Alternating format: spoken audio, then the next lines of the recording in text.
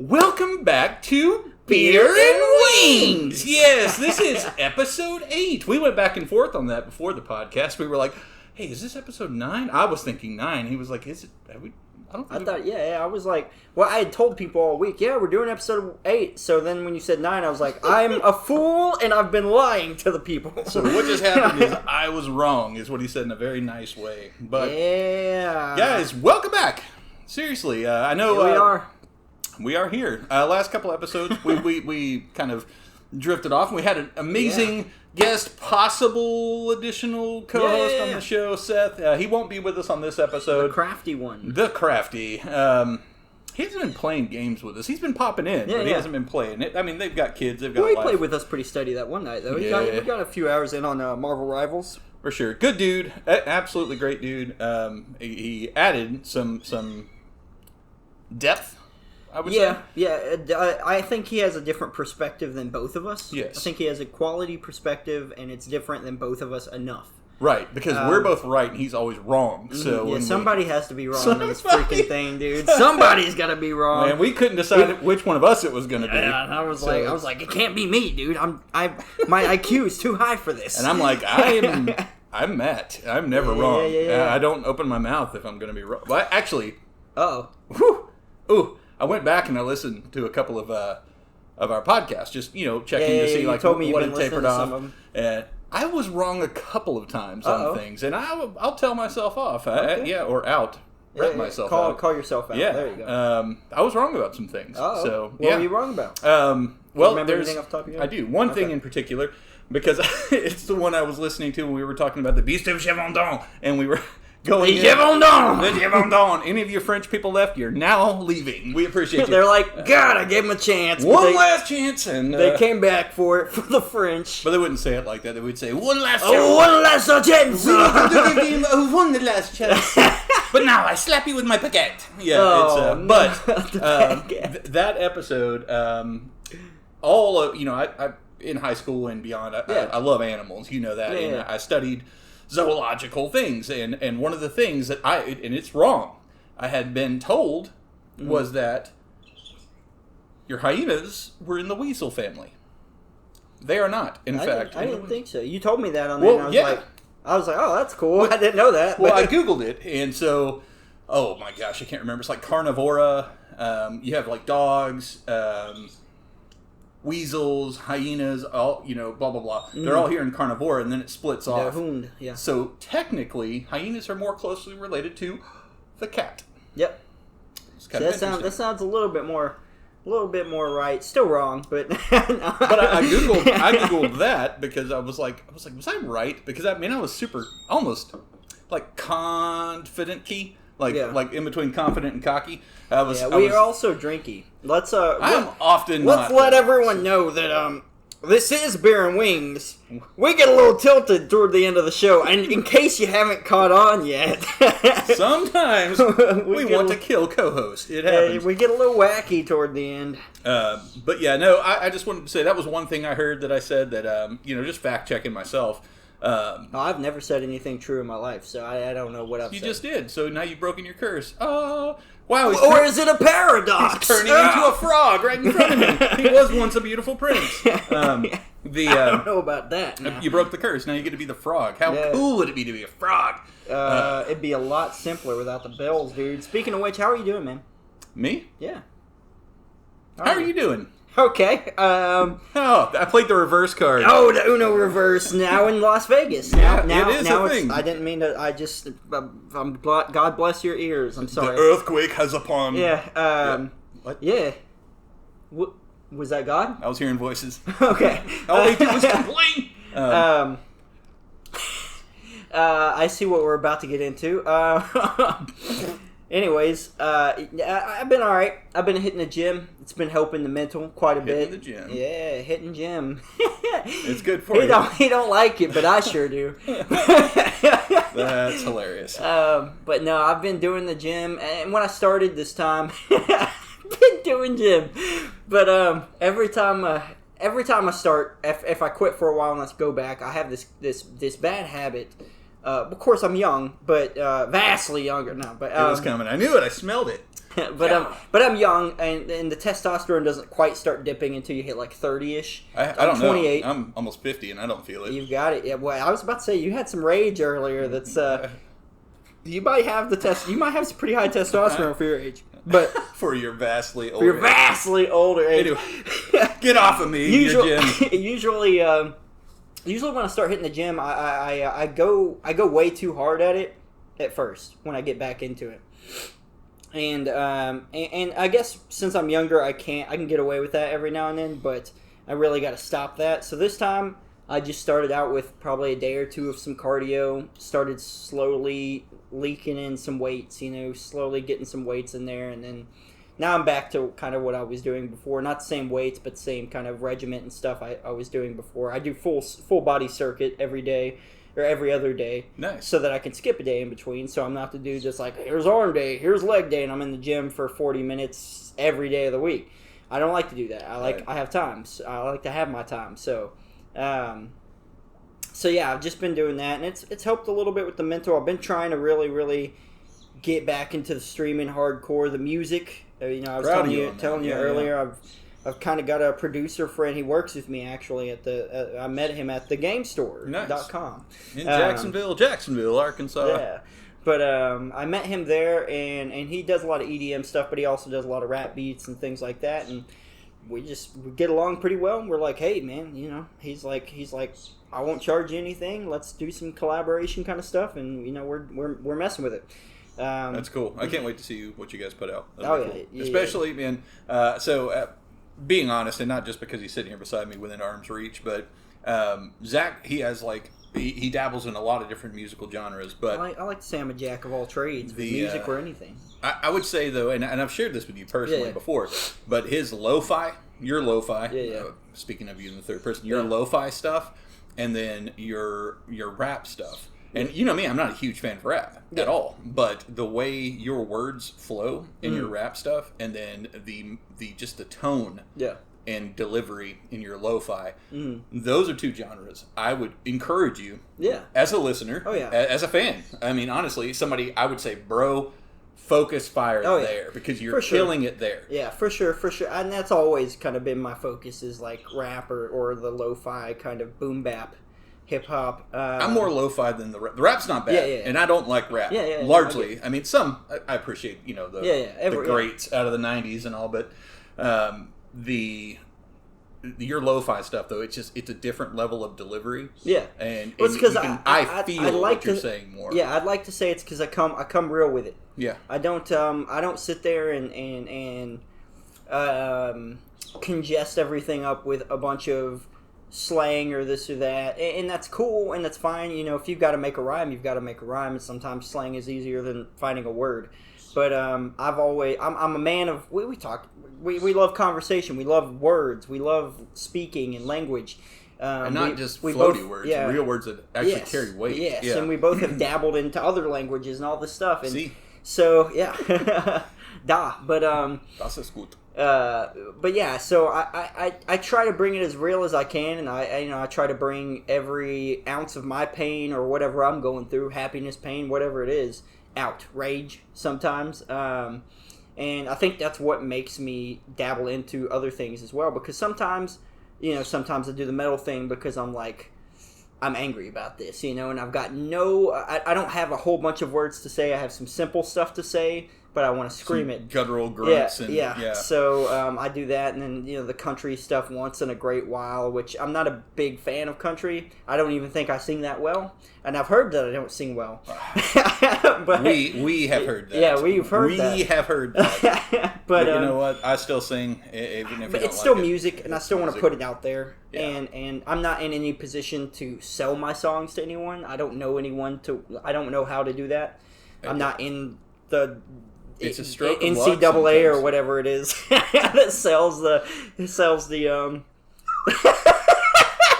the National Collegiate Athletic Association. Yeah, I'm not in that. I'm not in that, so I don't know how to sell songs. So I just do them myself, and they sound bad sometimes. But to me, I listen to it and I'm like, yeah, I can tell I was feeling something. So I'm just telling you, man.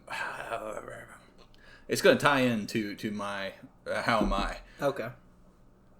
forget about that. Stop worrying. Yeah. What anyone right. else thinks about what you're creating. Whether you're a musician, a lyricist, an artist, a gardener, I don't care. Yeah. Whatever it is that you are doing, exude your passion there. Right. Use your energy there. It doesn't matter. If you draw an audience, it'll be an audience that appreciates what you do. Yeah. Stop being hypercritical on yourself. Yeah. I try to, man. And we both have dabbled in poetry or art or this or that, so we both and book writing. Yeah. But we both, I think we can both safely understand that we are our own worst critic. We should be. Yeah. Everybody else, it doesn't matter. Yeah. And I guess that's it. But it's just, it's hard to get all the voices out, you know. Yeah, but I agree with you. I would just tell you that. Yeah, just do what you I try to tell to myself too, because you look at bands like, or artists like Johnny Cash, not traditionally a great voice, but look at the career. But a voice. Very distinct voice. Yeah, a voice, and look at the career. And Kurt Cobain, a lot of people would say he's not a great singer, traditionally. I know, I'm sorry. But traditionally, he's not classically trained or anything. I mean, he's no Chris Cornell. It's just raw, dude. Yeah. It's raw feeling and emotion, and I like that. I like that over the overproduced sounds and all Agreed. that kind of stuff. Yeah, I mean, autotune is. I mean, it's cool for what you use it for, but it's not you. I'm just saying in general what it's used for. It's cool. It serves a purpose. It's like a different paintbrush. You know what I mean? It's one of those things that we were talking about them earlier, and I'm not the biggest fan of them, but it's something that I can appreciate Suicide Boys for. I don't like them at all. I know you don't, but if I want to hear my garbage disposal get stuck on a chicken bone, that's But I can at least give them that they're coming with their sound. They're doing their thing. Yep. They're you know, there's not, if you listen, I mean, they have some songs where they kind of sing-songy kind of thing, so they have some auto-tune, but for the most part of most of their songs, no really auto-tune or anything. They're just kind of layering vocals and screams and this and that over the same thing, and they just send it, dude. That's how they feel. Bone inside of a garbage disposal. Yeah, they're like Tom Morello, but no talent. So it's I'm not a huge fan. I'm not. I know. I'm not even a small fan. I get you. I'm just, you know, and everybody has, it's different strokes, different folks, man. Yeah, but, for sure. And but yeah, anyway, so yeah, I've just been finding outlets for myself right now, trying to find myself again, you know. Yes. Because everyone always told me, like with the gym thing, everyone always tells me, you guys have told me, if they stop you from going to the gym and you love doing the gym, maybe they're not good for you. Yep. You know, if they're stopping you from doing things you love, maybe they're not a good person to have in your life. And now so I've got to that, find my way back to me. With that, I would say, so this relationship advice brought to you by the fine folks at Mattrixxz Gaming. Hell yeah. No, I'm just saying that if it's a core passion, like something about you that you're like, dude, I love this. Yeah. Well, then don't hook up with a person that is absolutely against the gym. Yeah. Right? That's not to say that in a relationship, because you have to... There's compromise. And give and right? take. Understand that there's going to be things they're passionate about that you may be like, meh. Well, that's my thing, is like, I need to find somebody that's not... Because I like clingy, and I'm fine with clingy, but I guess I'm finding that the clingy I like comes in waves. Like I want someone that's going when we're around. Consistent cling. Yeah, I want. No, I want someone around me that they love me for who I am and they're clingy when we're around each other, doing things with each other. Yeah. But I also, if they don't like the gym, that's fine. Give me time to go to the gym, and while I'm at the gym, do your thing. Yeah. Whatever your thing is. Or even if you don't do your thing while I'm at the gym. Yeah, I'll give you space and time to do your thing. And I don't know. I keep finding myself in relationships and stuff where I end up with people that they literally don't do anything else with their life. They make really good couch ornaments. Yeah, man, I don't know. So I'm proud of you. I'm proud of you for getting really deep back into the gym. Yeah. Back in the gym. Yeah, I am proud of you. And I mean, it's this dude's blown me off. Like, I'll be like, hey man, I'm about to game, because you guys know I game maybe 2 times a week, 3 times a week if I'm lucky. Mattrixxz is on TikTok. Yeah. Make sure if you are here and you're not there, it's the same banter, the back and forth. Yeah. If you enjoy it here, you'll enjoy it there even more, or the same. Either way, but he's sticking to what he's doing, and I'm proud of you for that. I'm proud of you for going, hey, I'm discovering myself, because it's real easy to go and try to bounce back into something. Yeah. It's just easy to lose yourself. It is. In the world today, with everything. Speaking of lose myself, I'm about to lose myself in some wings that are winking. They're winging at me over here. Yeah. Well, real quick, how are you? Me? I'm hungry for wings. Okay. We'll dive into me. We can get into that. So I want to give a shout out to Spa Grill. It's SPAH. Spa Grill. Spa Grill in Searcy, Arkansas. I have never tried their food. I've never stepped foot in their restaurant. I've driven past it. I've never done anything with this place. That building goes through restaurant after restaurant. Yeah. It is a cursed building. However, Angela actually brought up, she had thought Zach said he liked the wings from there. Zach, I talked to him about it. He said, bro, I've never said that. I've never said that. I've never had their wings. I said I like Korean barbecue. But anyway, with my wife's recommendation and Zach's subconscious recommendation, I called Spa Grill. I talked to a young lady. Her name was Jalen. Jalen, that's your shout out. I promised you a shout out. Jalen, we love you. I barely know you, Jalen, but it was cool getting to meet you. You were super friendly on the phone. You were super friendly in person. You took my money very friendly. You didn't snatch it from me, and you didn't laugh maniacally. Yeah, she did walk away with my card, but she was like, dude, I do that all the time, and she brought it back. But I promised you a shout out because you were super cool, and we appreciate it. We're about to dive into y'all's wings, and we are sometimes brutal. Caps Off Ranch. We were trying their ranch out. It smells really good. Tastes like ranch. Does it? It's not as good as Angela's. It tastes ranchy. God bless your wife and that ranch, dude. So we that was a blessing coming down. That's what that was. I talked to Jalen. She was able to do 2 different flavors. So traditional, I love buffalo. That's what it's all about. So, I think if we ever try new places, we always got to make buffalo one of the flavors. 100%. Because buffalo is that classic wing flavor. Okay. You could, if the pan's not hot, you could always put it here too. I mean, it doesn't. Where he's grabbing me a wing and him a wing. Too.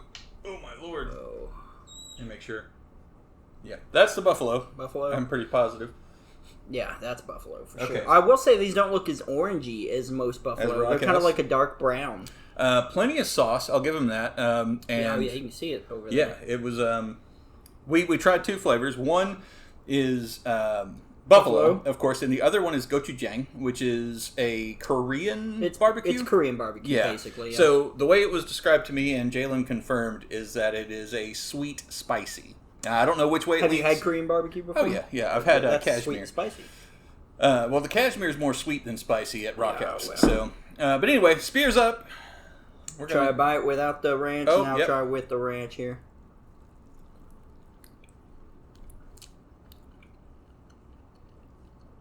Okay. Not as spicy as buffalo usually is. Well, there's a little heat. The flavor's good. The flavor's really good, and it's not overpoweringly. That's a word. Spicy. Yeah. A little bit of heat. I'm feeling it. Yeah, there's a little on the back end, but not bad. It's like it's just there. You know. Try it with the ranch. Well, yeah. Okay. Good blend. That buffalo with that ranch, I hate ranch. The buffalo with that ranch. That actually hits. Is amazing. That ranch complements that buffalo specifically so well. Good job, Spa Grill. That was your buffalo. I like a little hotter buffalo, I'm not going to lie. It does hit you with a little creepy heat. But the flavor, overall, a little sneaky. Paramount. It was good. Yeah. Proper amount of sauce. Wasn't dripping off the wing, but it was definitely coated well. Oh, yeah. Very moist. It's very marinated, I guess. Moist. It was... moist. It was it comes creepily up on the audio. Yeah. Nice. But it was good. I'm really interested in trying their Korean barbecue or their gochujang. I'm very excited about it. I love Korean barbecue. It's one of my... so we're going to see if you guys do it well. We're going to try this. That's what I do to Jim. Oh, boy. They don't know. It wasn't video. They don't know. There is no video yet. Hey, and speaking of which, man, you guys think we should go tiki-taki live on some of these podcasts? We've thought a few times about doing some live stuff. If we keep doing the podcast over here, just tell me ahead of time, and I could bring my camera and my Sennheiser and everything. I can go TikTok live on my phone. Well, yeah, but my issue with live streaming right now, with us doing any kind of camera stuff with my stuff, is short cords. But we're right here. We're right here. Yeah. So if we keep doing it over here, I just need to remember to bring my stuff. Do you want to rate the buffalo before we dive into these? I don't want to compare the two. Okay. Yeah. I would say for buffalo, for me, that's a 6. That's really high for you. That's high for me.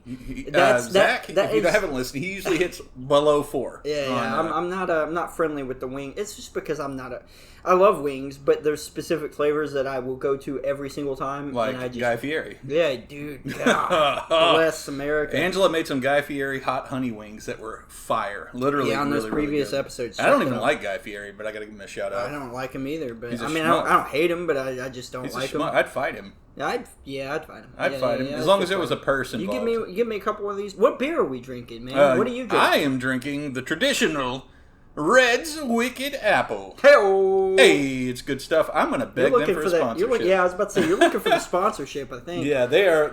My buddy Ethan, he actually turned me on to these. I love ciders in general. As far as a beer goes, I love ciders. I'm more of an Angry or a Woodchuck or whatever. Yeah. And he was like, dude, if you tried Red's Wicked, it's actually a stronger beer. It's an 8% beer. And I'm like, what? And I not drank. You guys go back and listen. I have been drinking these on every podcast since. Yeah. So, and what have you got there? I'm rocking the Guinness Extra Stout. Poop juice. Disgusting. Do you want to try it, man? Do you want to take a drink? Here he goes. He said before that he's not a Guinness man. Not a Guinness man. Tastes like erasers and pencil mistakes. It's so good to me, dude. It's not horrible. I love dark beers, though. Yeah. I'm not a cider guy. I'm not a piss water color. That's not my thing, dude. That wasn't as bad as I remember it being. It's not. That's the thing is, everyone thinks cold is better. I know they serve it warm in Ireland, but I like it cold. Cold, I agree. I'm someone who's a snob when it comes to whiskey. I want my whiskey warm. I don't want ice in it. I want it warm. Really? My Jack Daniels, I will drink it straight out of the bottle warm. I don't want it. I've seen you. You got banned on TikTok for it. Yeah. So, hey, let's dive into the gochujang. Gochujang. Let's do this thing. Let's try it without ranch first. Here we go.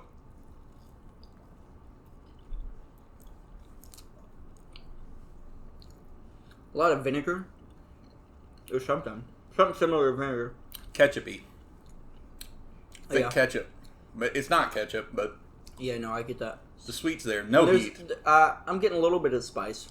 It's on the tongue, but I went very tongue-heavy with my bite. He's been at the gym lately. I've been with Jim. I'm not feeling any heat. The flavor is not bad. They could come up on the spice on that, for sure. Yeah. Hit it with some red pepper flake, maybe? Yeah, something. In terms of Korean barbecue, I've had hotter. The flavor is fine. The flavor's good. It's good. It's for a sweet wing. What did I say on their buffalo? Did I rate them? I didn't. You didn't. What did you rate them? You hit them with a 6? I hit them with 6. I'm going to hit them a solid 7.5 on the buffalo, by the way. That was a good buffalo. I do like spicier, but the flavor was really good. I haven't had Angela's buffalo. But... Angela doesn't do buffalo. Wow. I haven't had her attempt at buffalo. But I would say, in terms of buffalo wings, I don't think I'd pick another... So far, I don't think I'd pick another buffalo wing over...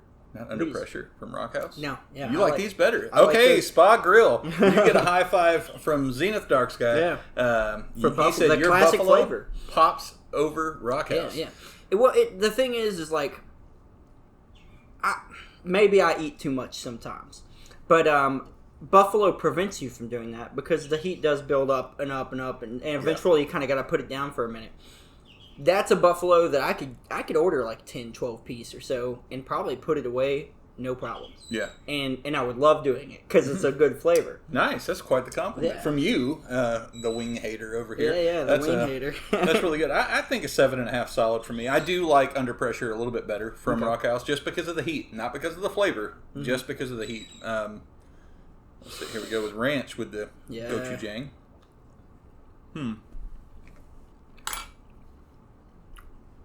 Okay. Well, that's interesting. It was a different blend. Actually, with the ranch, I like it better than cashmere. And I love cashmere at Rockhouse. Yeah. Okay, so I'm going to say something. That's a hot take for me. Yep. I hate ranch, remember. Yeah. It seems, just out of these two flavors, and they have more flavors, like for 6 or 7 flavors. Yeah. I will say that just out of these two flavors, just so far, these two flavors, I was going to say these two flavors, it seems like they're really going for this flavor that's really good with their ranch. I agree. They offer blue cheese, and I was like, God, no. No. I'm not a Satanist, dude. Like mold milk. I'm good without it. Used to be. I'm not a Satanist, dude. I don't do that.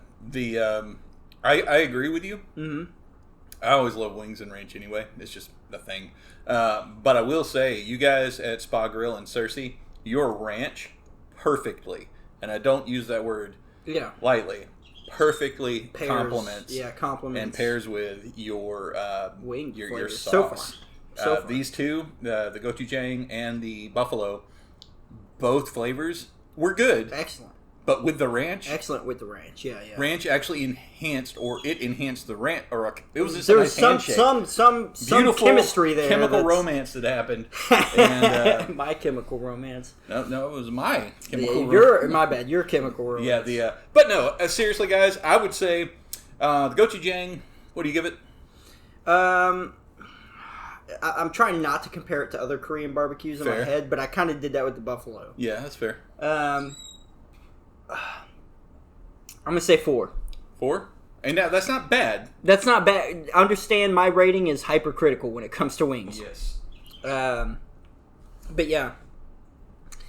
And that's just because it could have a little more spice to it. Mm-hmm. If it had more spice, they could come up on it. For sure. Heck yeah. Good wings, though. I mean, great. Portion for the price too, not bad. How much was 12 piece was like $13. 12 piece was 13. Bone in or boneless. That's almost $1 a wing. That's not bad, dude. That's go to B-dubs. Yeah, you get diarrhea there. Or some of us do. Well, we don't know yet how this is gonna go, but you know. Yeah. It is early yet in the episode. But for me, I would say at first, without ranch, I was like, man, I like cashmere. And I am doing the comparison to Rockhouse because I love cashmere. But that's their Korean barbecue. But this one with the ranch, the best Korean barbecue wing I've ever had. Yeah, you've had. Oh, yeah. Okay. So, and you've had them at other places. Cashmere just pops off because I go to the Rockhouse often. Yeah. So, well, you're here. You're around it. So, guys, Spa Grill. You guys need to advertise the hell out of your wings. These definitely talk about... Wings. I'm going to put it on our Facebook page. Make sure you get it with ranch because your flavors are great. But whatever ranch you have, is it Hidden Valley or not so Hidden Valley? Whatever I don't know if it's homemade in there. I don't know what it is, but your ranch pops off with your sauce. So it's good, dude. I don't know that I can give a score. I'm definitely going to say it's upward of 8 on the gochujang. That's good, though. But... the best Korean barbecue wing with ranch I've ever had. Okay. So that's not a number. In terms of Korean barbecue, comparing it to the rest, this is your 10 so far. This is your gold standard Korean barbecue par. This is par. Anything below this is I don't want it. That's fair, man. So and to me, the buffalo is that way for me. So so you guys, you get a solid high five from Zach and myself both on your wings. On separate wings, but yeah. And a shout out again to Jalen. Thank you for answering my questions over the phone and saying you were going to pop in and check out the podcast as well. That means a lot to us. But yeah, if make sure you leave a comment on Spotify. If you listened, let us know that we gave you your shout out. Yeah. Also, guys... Or YouTube, wherever you listen. Or YouTube, yeah. Or Facebook, even. If you just pop on Facebook, send us a message, say, hey, guys, thanks for the shout-out, whatever. Yeah. Or questions. If you have questions, comments, you fact-check us, whatever the case is, you can reach out to us on Facebook via Messenger. Yeah. It is monitored 24/7, except for when one of us is sleeping.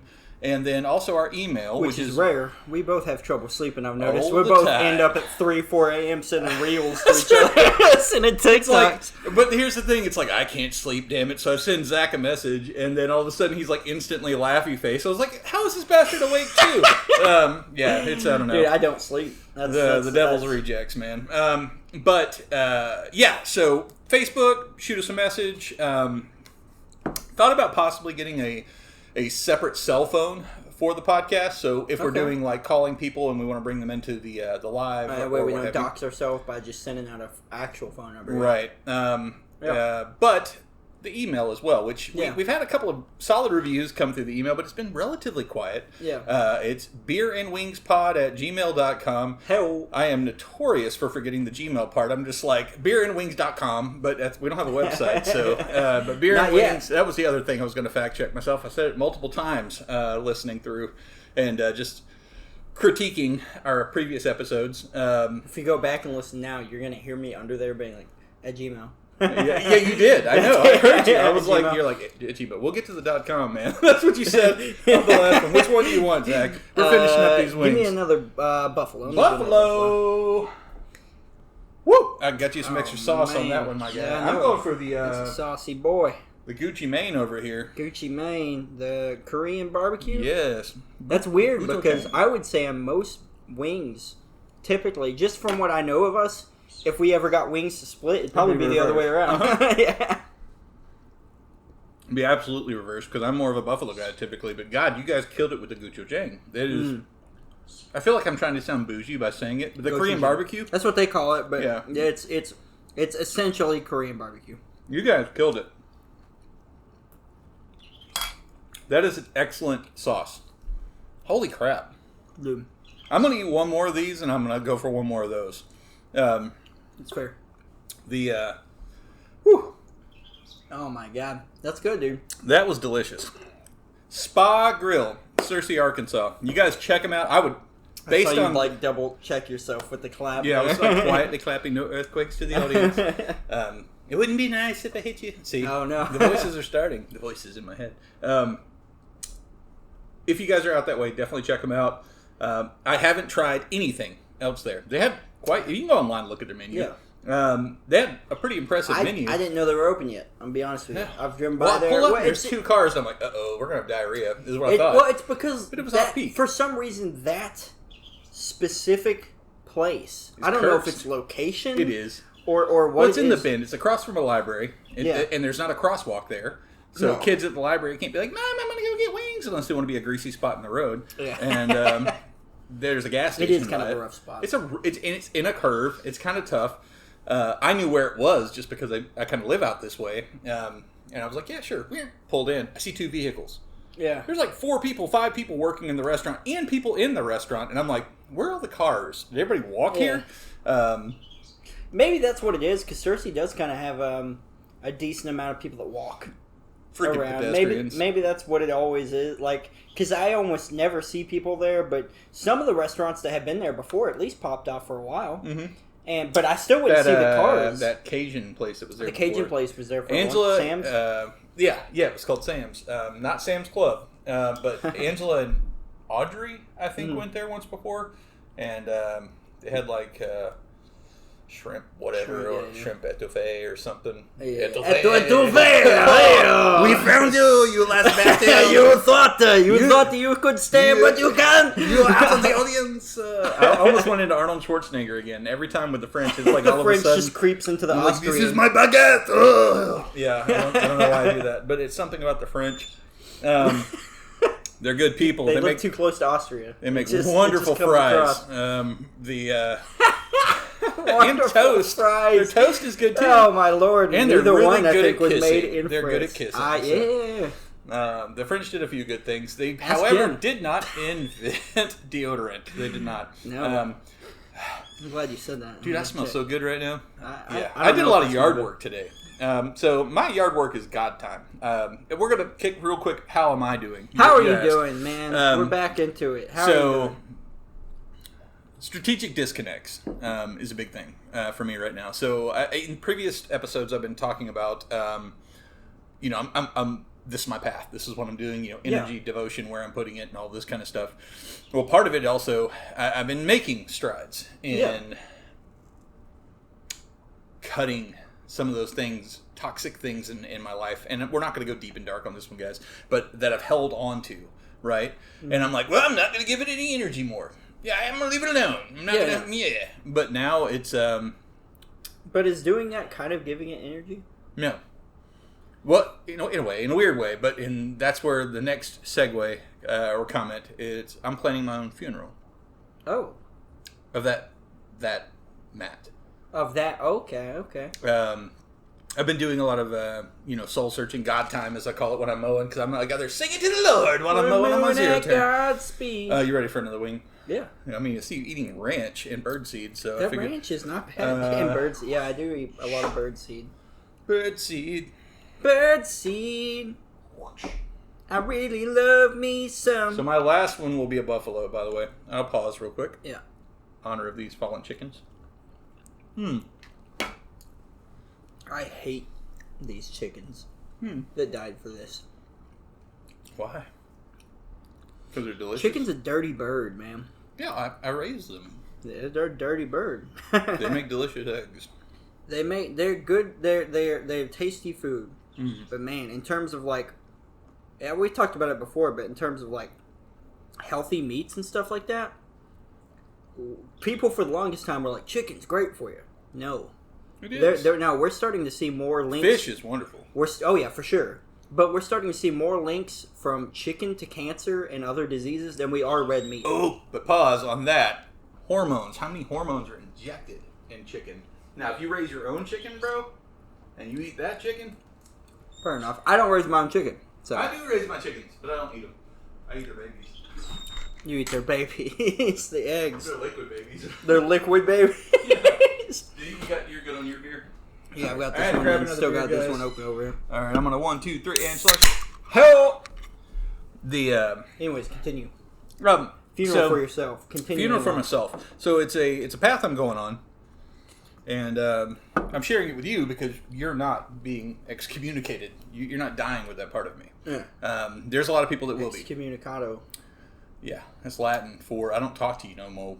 I don't talk to you no more. But the funeral for Matt, I've got some exercises I'm going to be doing, not at the gym, but... Dude, you come see Jim. It's more of a self-religious type. Self-preservation. I'm going to be writing down, making a list. Yeah. And making it tangible. Yeah. Where if somebody gets to me before I do what I need to do with this, they can know everything about me. And there's going to be 3 different tiers, columns. I'm going to work through this list of things I've allowed to go on, maybe bad things I've done to people. Mm-hmm. I'm going to write all this stuff down. And then I'm going to burn it. Burn it away. And it will be let it go. Ceremony. It'll be a pyre. A true... It's a ritual of sorts. And that'll be the death of Matt. Yeah. The death of the old Matt. And the birth of Mattrixxz. Dun dun dun. I quit my job and I smoke pot. A lot of it. Not a huge amount, but no, it's but no, that's where I'm at. So emotionally, spiritually, it's just been kind of a trek, dude. My wife and I both, but just speaking of myself right now, we've just been through a lot over the last 2.5 years. Yeah, I was about to say, just in the last couple of years, yeah. Because before that, man, peaches and cream and chocolate gravy on everything. You know, I mean, I hate chocolate gravy, but still, it's the point that a lot of people like it, so maybe you got my analogy. I hate it. I don't know why. You just don't eat regular gravy. Yeah, why don't you just... There is brown gravy that isn't chocolate. Put chocolate gravy on my bacon. If you want the color... We have one final wing each. You're getting the gochujang. Gochujang! And all the remaining sauce. I'll hook you up, homie. Enjoy. Heck yeah. I'm going for the Burferer, the Janine Balafalo over here. I almost don't want it with ranch. I just want it. It smells so good. Their buffalo was good. Great job, Spa Grill. And I'm done going on about y'all. You didn't sponsor me, but your wings are good. They did the job. Well, probably go back and try some of the other flavors. I think it's worth having a few more on. Mm-hmm. Yeah, we're going to hit Spa Grill again next episode. That was good. So, see, I didn't care about my clap? Yeah, I saw that. Part of my journey, the Matt that's dying, and is soon to be buried, gone, he cares way too much about what other people think. I think that's I think it's a curse everyone falls under eventually, either at first or eventually. To your own detriment that's where earlier I was hitting on your music thing. Dude, I don't give a shit if everybody tells you it sounds horrible. Yeah. If you felt it in that moment, you're the artist. Enjoy what you did. Realize people may not like it, but the thing that really keeps me going on it is early on in my music stuff when I was doing it. I probably had 20 songs out, just all single stuff, all free on SoundCloud. You know, nothing crazy. Not making money, just doing it for the love of the game, and it wasn't great. You know, I didn't have like a great mic, and I didn't know how to do this and that to clean it up and all that kind of stuff. Not great quality, but I had someone message me on SoundCloud once and tell me, you know, and I knew they were in a bot because they had said a few things like, hey, how are you, and this and that, and like we kind of had casual conversation for a minute, and they said, well, I'm reaching out because, and when I heard, well, I'm reaching out, I was like, oh no, it's a bot. Yeah, but then they're like, because your music has actually saved me the other day. And, you know, they kind of gave me a quick rundown on, they were down on the luck, down on their life, feeling bad. And they were like, just knowing someone else felt like that and was willing to put it out there musically, when I heard it, it just resonated with me well enough that, and I'm paraphrasing here, of course, because I don't remember the message off the top of my head, but they basically were like, you know, it kept me going. And that was crazy to me, dude. Being this out at the time, I was maybe just out of high school, doing just music on my computer with a crappy microphone and throwing it on SoundCloud with free beats from YouTube, and you know, I just shout out the producer or whatever. And and yeah, and that just hit me really hard, especially being someone that suffers from depression and has had suicidal thoughts and tried. It hit me. I was like, dang. Dude, like my music, my struggle resonated enough with someone else on their struggle that it kept them here. Mm-hmm. Well, there was a song that you sampled some of my guitar and some of my late brother-in-law, his guitar playing, and you brought tears to my eyes and my wife's eyes. And that was more of your lo-fi rap stuff, but it incorporated two different guitar styles. Yeah. And man, it turned into a wonderful song. Yeah. And you evoked emotion. Acoustic intro with a little bit of a beat with some acoustic guitar thrown in there, and then at the end we have that the bluesy, Chris, just fantastic solo. And rest in peace, brother. Yeah, he just the story. I think I told you the story about that. You did. I was sitting here, I was writing this piece, and I was like, dude, you know, when I was doing a little bit more music, I would put it out on Facebook. What do you guys think? You know, what do you guys think? And you know, it's one of those things. If I'm like, joke about a banana fart, you get 1 million likes and comments. Yeah, but if I post something serious, it's like 2 people, and one of them is my mom. I love you, sweetheart. And I'm just like, thanks, Mom. Which Mom. I appreciate, Ma. You know, Ma's amazing. But it's just that it's like, where's my audience? Where's the people that I'm hoping will give me some feedback on this? Well, this happened to be one of those little riffs or little jams I wrote, and Chris reached out to me and said, dude, can I lay a lead down on this? And I was like, I got something for this, dude. Oh my God, finally, somebody, you know? Yeah. So I was like, absolutely. He was like, do you mind if I just rip it directly off Facebook? I was like, take it, dude. Do it, you know? And so he did it, and then took the audio, and I've got a video of him sitting in his chair, playing the guitar, along with me playing guitar over his loudspeakers. And that's where I took the audio from, was that video. Yeah, it's just, that was one of those things that, I don't know, man. Again, you never know, like, what your art or who it's going to reach out to.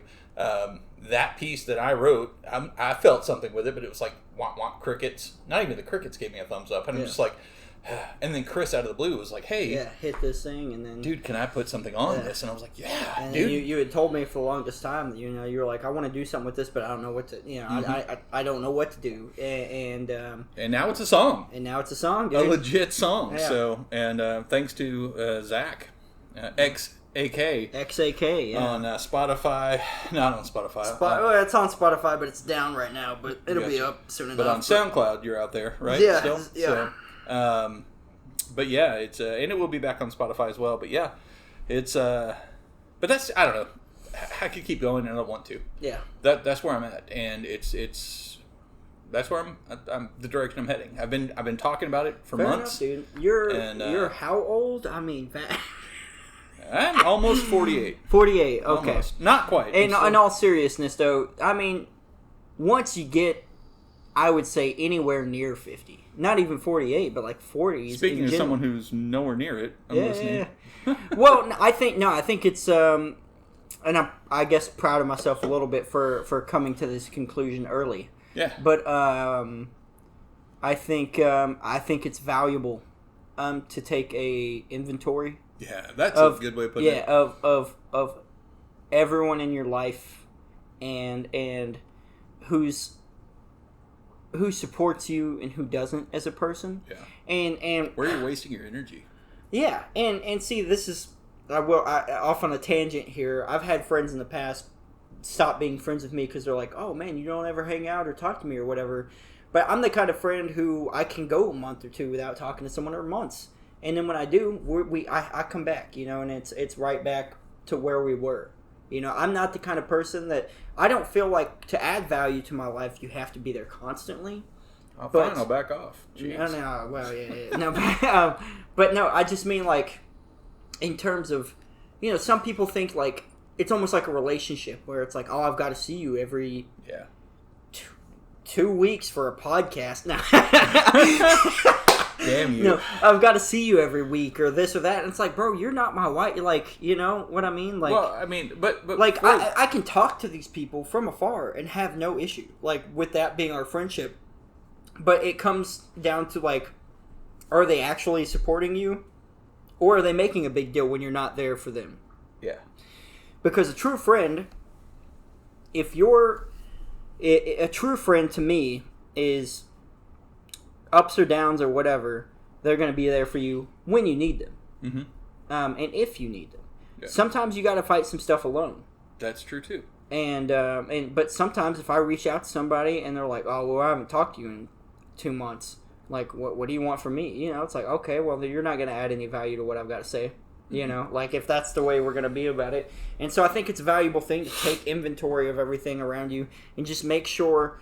I don't want an echo chamber. No. But no. I just want supportive people. That doesn't mean support me in the way of, yes, you all do the time. It, boy. Yeah. You get it. Yeah. You and Jim are going to work out wonderful. Slap me down, dude. Yeah. If I'm doing something. I have. Yeah, you have. You I have told you. Yeah. Nah. Yeah, yeah. So. Yeah, it's like, if I'm going for something that I shouldn't go for, freaking yeah, slap it down. There's PG-13. That was the one. But knock it down, dude. Yeah. Slap me out of the air and bring me back down for a second. Yep.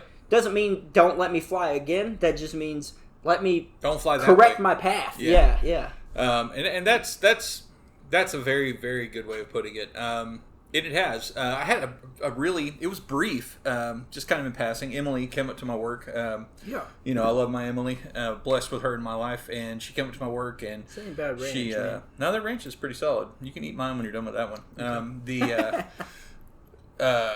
Emily came up there. She had made me lunch. Brought it up to my work, and she couldn't stay long. That's sweet as hell. Her stepsisters were babysitting the grandson, and she was like, I can't stay long, but then we started talking. Mm-hmm. And we talked for a little longer than we probably should have.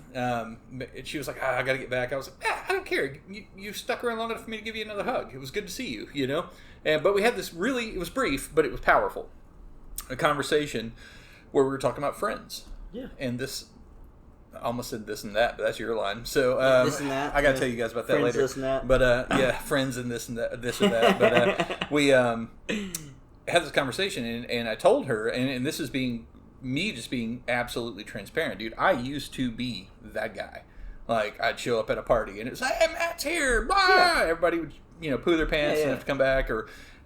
It's not that I was ever all that in a bag of chips. It's just that in their eyes, I had value for whatever it was. If it was, the drugs I was bringing to the party, or if it was I was, in a band or whatever. It was whatever it was. But you brought value to them. I got nothing out of it. I got tired of it, honestly. I felt like a clown having to put on a mask and juggle these balls and everything else for these people to entertain them. And definitely, I felt that, man. But I feel that. That. And in my conversation with Emily, I told her some of my best friends are my kids and my kids of the heart. Yeah. And me and Angela, we talked about it afterwards. I won't go into her private conversation she had with someone else, but we talked about it. It's the fact that there is a age difference. I almost said vastly, but I pulled vastly. But there is an age difference. But here's the thing. Sorry, I had to hit it once. Diablo. We'll find another time. Yeah. You hit it twice. But there was a. Sorry, I just thought about we didn't score a goal, no singing. It's a new rule when we live stream. But these kids, and I'll just say these kids because not all of them are my blood. But these kids are my best friends. You're about to be 48. I'm 28. Yeah, and I'm not using as I'm not crapping on you right now. Make me feel old. But some people might not understand. There's 20 years between us. But I can 19, see eye to eye because I'll be like okay. So with you, for example, we see eye to eye on a lot of stuff. Even if we don't agree, we still see eye to eye, and we can have an intelligent freaking conversation. Yeah, we're not going to kill each other over it. No, we'll kill each other. We both like to fight, but we're not going to fight each other over a disagreement. No, we can have these conversations, and they're deep, and they're meaningful, and they're great, and sometimes they're not. They're stupid as shit, and they're just funny, and we laugh our asses off. Yeah.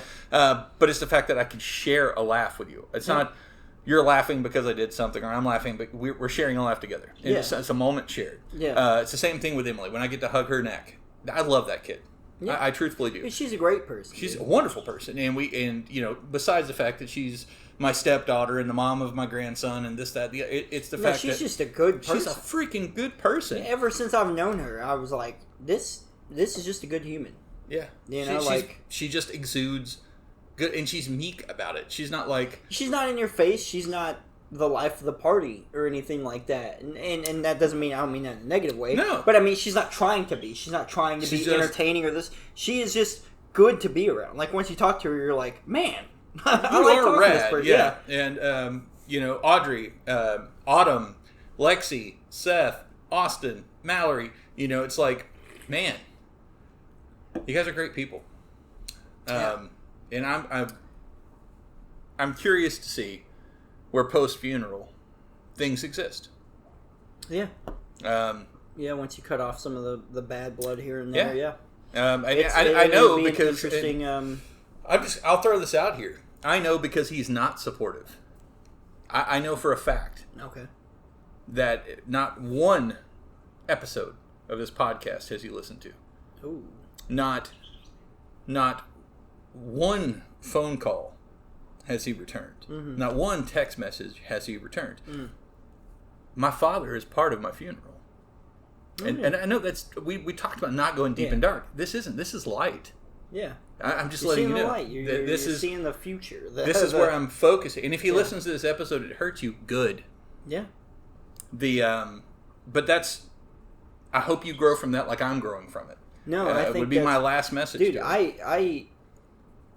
but value. That's it's not dark. Message. Hopefully you don't take me that way. No. I don't take anyone that way because I know. I tell people all the time, just because they're blood doesn't mean they're family. Oh boy! And that's something that I learned from Supernatural, of all things, the TV show Supernatural. The Winchester Bros. Yeah, that's something they hit huge on. Like, they're brothers and they have a beautiful love for each other. I love them. Yeah, Sam and Dean. Yeah. But and then they have one of their big proponents through the whole show through most of the show is was their dad? No. Oh. They're searching for their dad, through the first so many seasons or whatever, seasons. and but no, it's actually a dude that's just friends with their dad named Bobby. And he was like an uncle to them. And, you know, he gives them a little bit of tough love here and there, this or that. But, dude, I'm about to start tearing up, dude. But the friendship and the love that they have for each other, like, they're there for each other all the time. Every time they need it, if you have not watched, it's been out for years. Dude, if you have not it's watched, already ended. It's 15 seasons, and it's rough. I would recommend, if you like the first 5 seasons and you really like it, maybe just stop there, because the show was originally supposed to end with season 5 finale. Where, is that like when Gabriel came in and all of that? Well, I don't want to spoil it. Okay. But well, that's when they start, the angels and stuff started to kind of get in there too. But yeah. Sorry about the earthquake. There was apocalypse kind of stuff starts happening season 5, and that's technically where the show is supposed to end. People loved it enough, they kept going. And don't get me wrong, there's some great stuff after season 5, and there's some okay stuff. Yeah. But and then you watch that season finale, and whoo, man. I haven't seen it. And you see how many people that they've touched. And the cool thing is both the actors in real life are just good people. They're just great people, dude. Jared's super open about, who plays Sam, is super open always about his struggles with depression and his suicidal stuff. And he will sit there and at conventions let people tell him like their whole life story, and he'll hug him and take a picture with him, and he's just a great dude. And Jensen Ackles, I mean, the dude needs to be the next Batman. I mean, he loves Batman, and he specifically loves the Red Hood. And he wants to be the Red Hood. He's even done cosplay, like a professional kind of cosplay as the Red Hood before, and people were like, "Oh, like, you need this." Yeah, but he's getting older now, so it's like, man, he'd be a really solid Batman. Because Red Hood's a little younger. But anyways, great show. But that show taught me that, dude, family does not end in blood. No, blood is. And it goes back to the phrase, blood is thicker than water. And people don't know, and we've talked about it before. That means, what the whole saying is, blood of the covenant is thicker than the water of the womb. The water of the womb means relation. Like actual, like, blood relation. Yeah. They think blood is thicker than water, like, oh, family. No. Family's No. Blood of the covenant. Yeah, no. Blood. So a covenant is something formed in hardship or battle. Yeah. Like when you take it to the origins of the phrase, it's talking about soldiers and stuff like that. But general hardship. Yeah. We've experienced hardship together. Yep. I've experienced hardship with some of my best friends, and that's why they're my best friends. And very fair. It's so at the end of the day, sorry, off on a tangent, but no, that's what we that's the conversation. Hate to go off in the weeds here. Well, I gotta get the bass in my voice. Hold on, get that timbre. He does have that. I don't want to go off in the weeds here, but Seth, we miss you on this episode. Man. We brought it up earlier that you will not be on this episode, but we do miss you, and we hope to have Seth back on the next one. Occasionally, I'll talk in a lower voice just to entertain you guys, but Seth definitely added some depth to the episode. So, not that there's a lack of depth here. But he's a child of the heart. He is. I love Seth. Seth, you talk about hardships. Yeah, I'm not going to go over it on a podcast, but yeah, we've had our hardships. Mm-hmm. I love Seth. He's a good dude. And he's a good dude. Just men-to-men accountability. He's one of those ones that I know that if I needed to reach out to him about something I was struggling with, even though there's an age gap, or vice versa, if he needed to reach out to me about something he was struggling with, I'd have his back. Yeah. And it may be not the attaboy here, I'm going to lift you up and, echo chamber. Yeah, sometimes it's sometimes you need slap bro, down. what are you doing? Yeah. So, anyway, but Seth, if you listen to this episode, I love you, dude.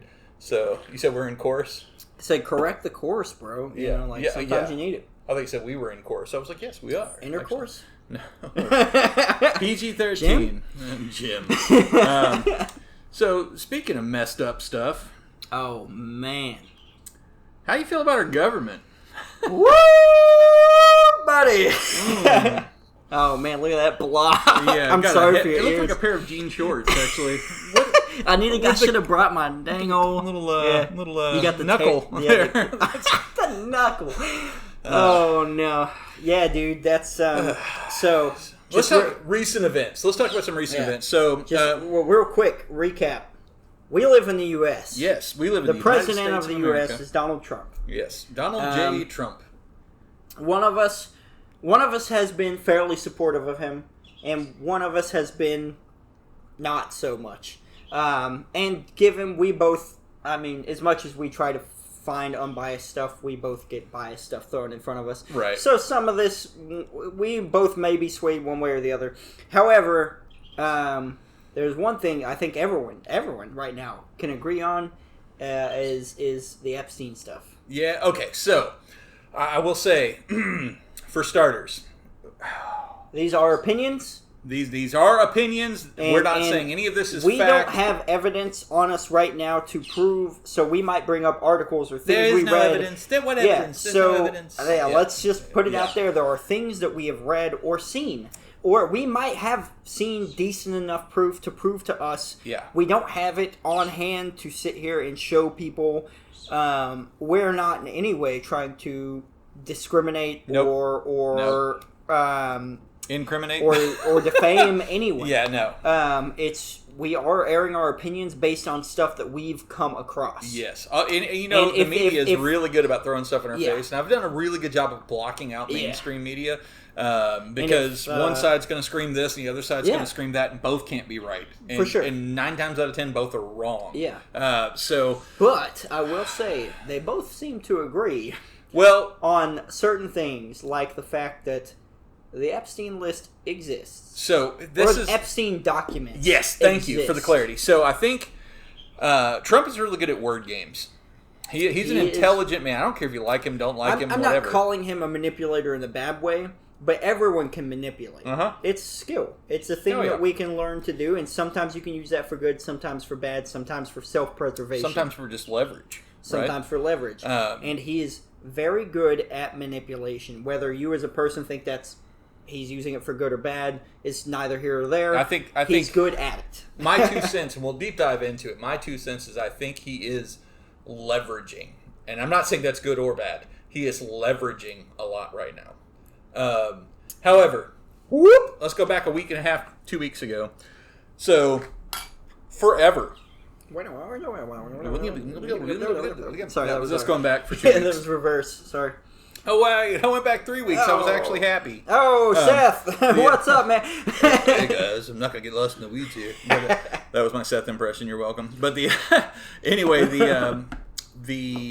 if you guys just take a step back, when we look at when Trump was running for office, there was a whole lot about the Epstein list. Oh, it's coming out. We're going to bring some stuff up. So you're fine. No, you're totally good.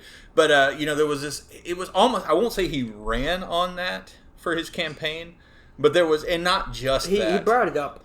It was him, his administration, people involved with him, Charlie Kirk. I love Charlie Kirk. Bongino. I had a lot of respect for Bongino.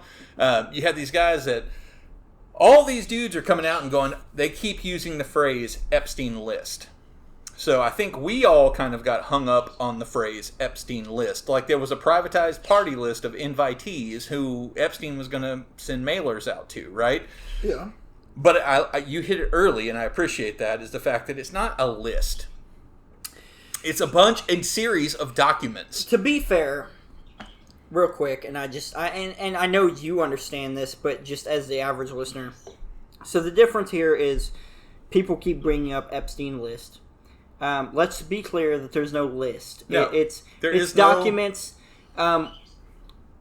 Where people get the idea of an Epstein list from is there are going to be incriminating things in these documents. Yep. For probably a vast majority of either higher-ups in Hollywood or higher-ups in the world. Yeah. And on that, real quick, because I'm going to get lost in the weeds and forget this. Yeah. There was a stance. God, I feel like we're jumping too early into this, but I'm going to go ahead and hit it. Go for it. So I'll just bear with me. I'm going to ramble real quick. Cookies over there, dude. That sounded bad. Hold on. She's got chocolate chip cookies over here. May have been from her beau friend. I don't know. Beaux. That was another French jab. My beau friend. My beau friend. But his whole administration, when he was running for president again, he was talking about transparency, right? For sure. Being clear, being transparent. And I agree with him. He talked about the government needs to be more. The U.S. is founded on the idea of a government that represents the people. That is the definition of a government. Yes. It is a group of people that are selected to make decisions in the best interest of their people. The people. Yeah. Right. So when you no longer have that, you have a bunch of self-serving douchebags. Yeah. And they have them on both sides. 100% Me as someone who leans liberal can tell you 100% they're on both sides. I don't care where you're at. They are on both sides. Clinton's, this and that. Shh. My bad. Yeah, don't mention that. No! I don't buy pizza. No, sorry. Oh no, the door. I'm joking. But we're not big enough. They don't listen to us yet. Yeah. We just made a Got Clinton joke. But anyway, that was the whole thing. It was about transparency. It's going to be transparency. We're going to talk about, if I'm elected, I'm going to bring up JFK. I'm going to bring up, He did. Martin Luther King. We got info on those. Well, right. But he said all of this stuff he was going to bring transparency, which a lot of his people that he brewed fervor. Yeah. These red cap wearing folks that are like, hell yeah, Trump, bring it home, Daddy. Yeah. I want the message. I want to know who them Hollywood elite and left wing douchebags were.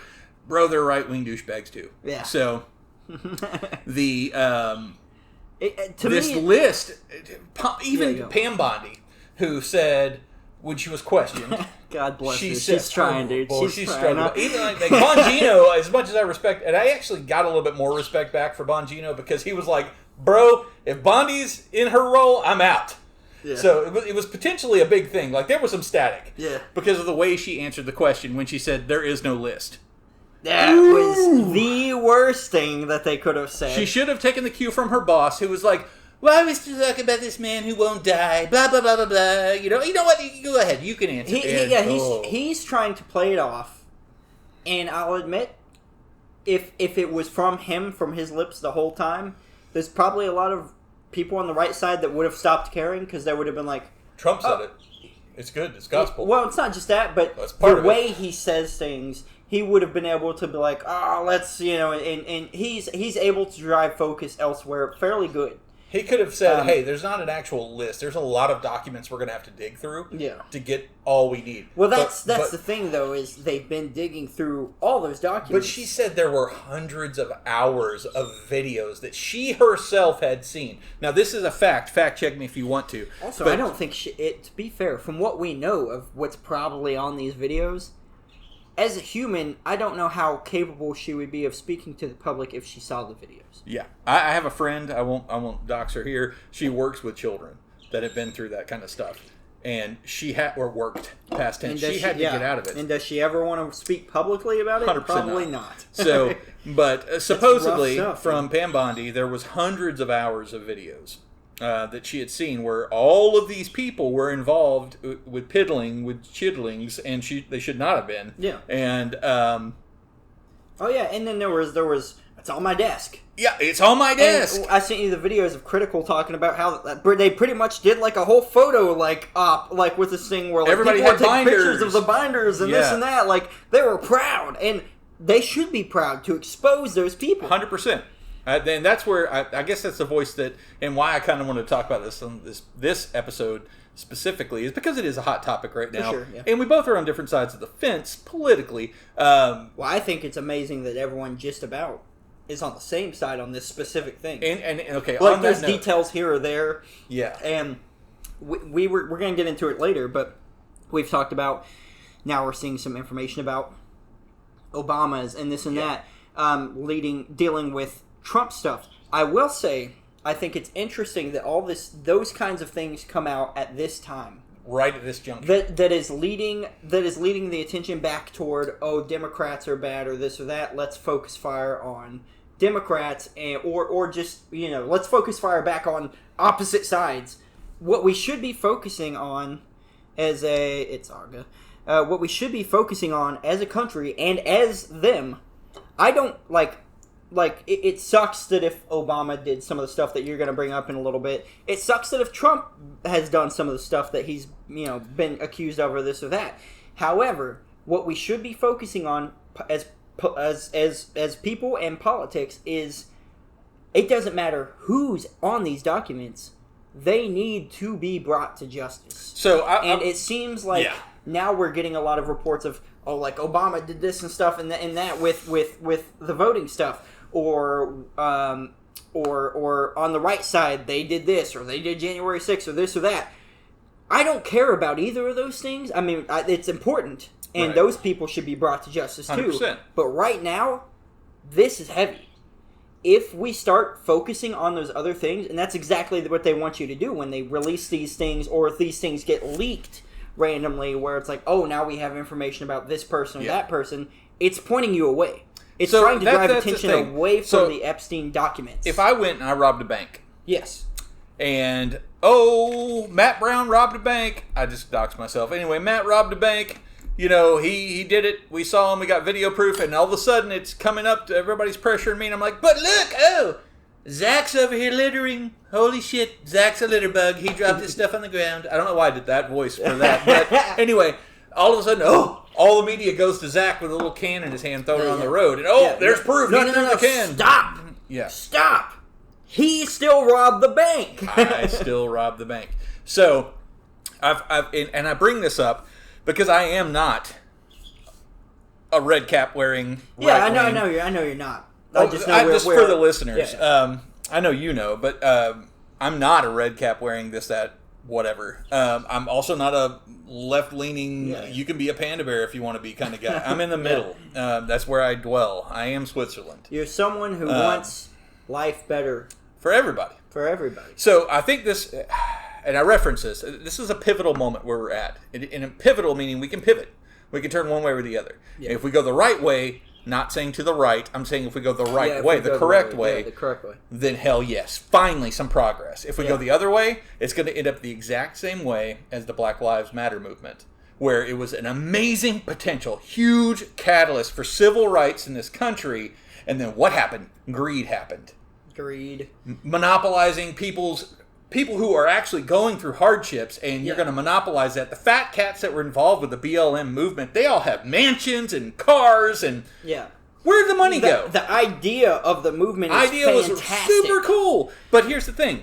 But the people funding it or pushing it, it's like, bringing attention to the fact. Well, we could talk facts. And if we want to talk facts and statistics, we can talk facts and statistics. Media shines light on some statistics bigger than others. Yeah, we'll say that. But the fact that there has been, in the past, I don't believe so much in the current time, there was a lot of time where there was a lot of prejudice and a lot of hatred and a lot of just stupidity where you had people that, regardless of what color their skin is, you had a group of people who were being treated poorly because of the color of their skin. Didn't matter what merit they had, whatever. None of that mattered. You got that color skin. You're bad. You're below me. Let me hit on that real quick.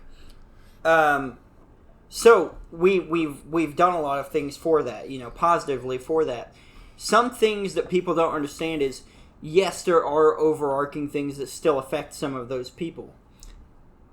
We haven't corrected 100% as a government yet, or as a society yet. Those things were just a couple hundred years ago. I'm not saying they shouldn't be corrected already, but it takes a lot of time. Well, here's go on. On that token, on that note, I will never be the one to pretend those atrocities didn't happen. Oh no, for sure. However, and it's not to take away from the atrocity, so understand me there too. Yeah, there was more than just atrocities that happened to those people during roughly the same time frame. No, I'll just be blunt about it. We have slavery. Slavery is awful. We have slavery. That's the thing. Is there is no slavery for colored people or non-colored people, and I'm saying those as terms like in regards to this topic. The time frame. I'm not actually, African Americans, whatever you want to call any type of people. The general idea is slavery has existed. Slavery still exists. Slavery still exists. Yeah. And I'm going to tell you 100%, and I might get canceled. We might get canceled for this, but the slavery that exists now is not a color thing. It is.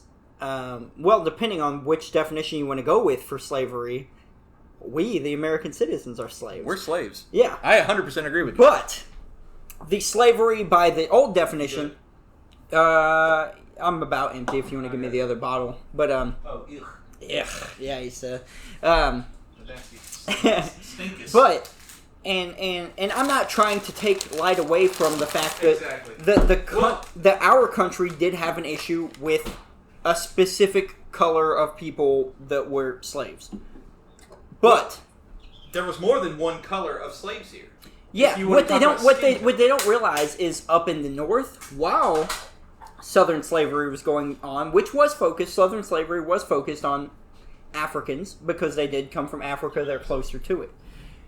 On the northern side, there were Irish people. And Chinese. And European. Some European people that, and Canadians. They gave it a prettier name. They called it indentured servitude. Yeah. You're still a slave, man. You're still a slave. One of my Irish ancestors. I have paperwork to prove that some of my Irish ancestors I have a doctor were owned. Were not owned. By our definition nowadays, we would say owned. But by their definition, were servants. Employed. Employed. So, and employed and not in the way of getting paid, but you have a house, don't you? Yeah. You might get whipped or this or that, but you have a house, don't you? That kind of thing. Mine was a little bit more of a romantic story with one of my ancestors that was a slave. Amos Garris was his name, from Ireland. He came over here as an indentured servant. Mm-hmm. He was really good at blacksmithing. Really good at it. Yeah. And he came over. Irish? Yeah. A lot of Irish are good at some blacksmithing. Came over. That was very stereotypical of you. I'm joking. But I'm Irish. I can say that. I can say that. I can say the blacksmith word. But it was... he came over and he worked for his master for 7 years. Wasn't granted his freedom. What was he called? Amos Garris. No, what was his employer called? It was his master. Master? Yeah. Is that what he was called? Yeah. Okay. Well, your indentured servants reported to a master. Yeah. I just wanted to make sure we understood the word. Yeah. There. Yeah. So he worked 7 years, and then he worked 7 additional years under his master as a blacksmith. Mm-hmm. Well, during those 7 years, he loved his master. He loved working for his master, and his master loved him. And to be fair, a lot of people did. You hear the horror stories. On a bunch of sides. Yeah, you hear the horror stories. The horror stories, they were horrible. They sucked. They were, oh my God. I'm glad that those people that were brought to justice were brought to justice. 100%. But not all relationships, servant-master, we'll leave it like that, servant-master relationships were like that. Yeah, they may have had a shitty life. Do you work for a boss, man? Do you have a boss right now? Horrible ones. They're slave drivers. No, I'm joking. But we'll get on to our sponsors in a minute. But do you have a boss? Yeah. I have a boss, too. Yeah. Did they make you work? Yeah. Did you get paid for it? Yeah. Yeah. Sometimes they buy me lunch. Yeah, sometimes mine buy me lunch. A lot of times mine buy me lunch. Sometimes they let me go home early. Yeah. But, man, in the 1800s, what would you call those people? Your master. Mm-hmm. Your manager. Your master. Manager is a pretty close synonym, brother. I don't need help managing. I'm managing myself. Yeah.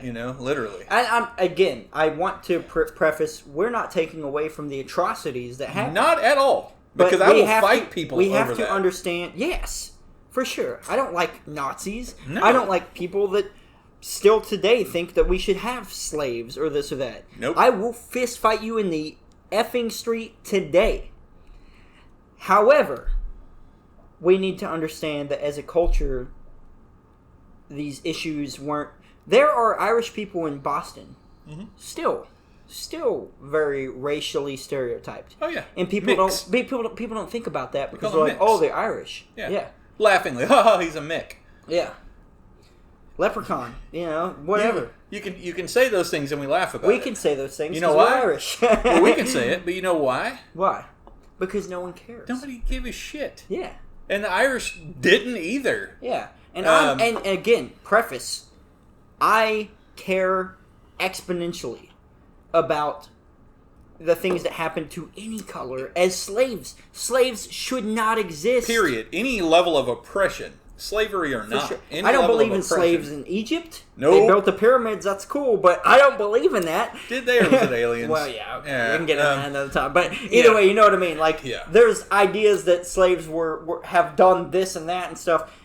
I don't like that. No. I don't like that they I don't care if we never saw a wonder at all in the world. Nobody should have been slavery exposed existed. To that. Yes. I think it's real history. Either teach it or teach none of it. Right? Exactly. So let's not focus on let's focus on slavery. Slavery is an atrocity. Yes. Period.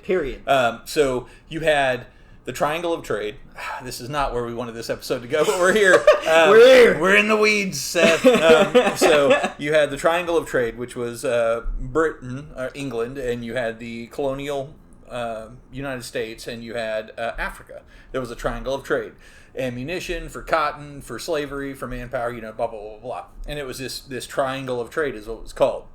Well, Africa, the continent, the country, the kingdoms that were there, yes. These people that they sold into slavery, I'm doing air quotes that you can't see on a podcast, that they sold into slavery, they were their bottom tier people. They were their slave, what they deemed as their bottom tier. Mm-hmm. They were their slaves. They were their criminals. They were their village they took over, all this kind of stuff. And they imprisoned these people and made them their slaves.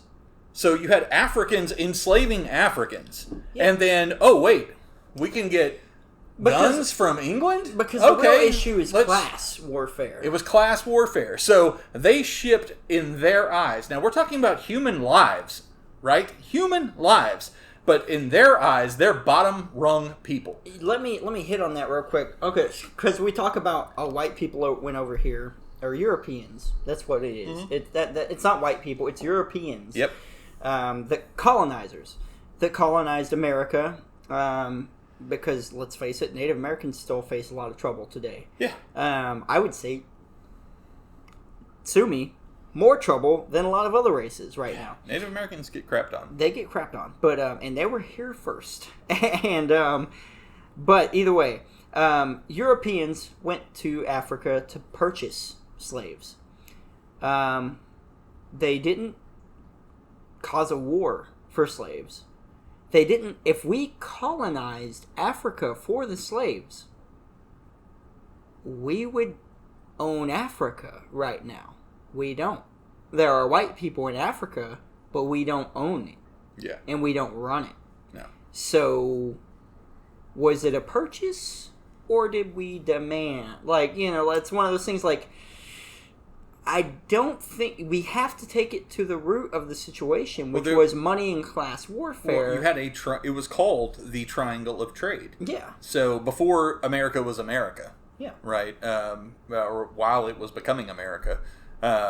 there was this Triangle of Trade between us, mm-hmm. England, and Africa. And it was doink, doink, doink, doink, doink, doink. And these people were crammed on boats. It was horrible. Absolutely horrible. It was horrible. Yeah, and but that's these horrible. people... That's awful. And this is the part... And I have done some research, and I have read research that has been done on this.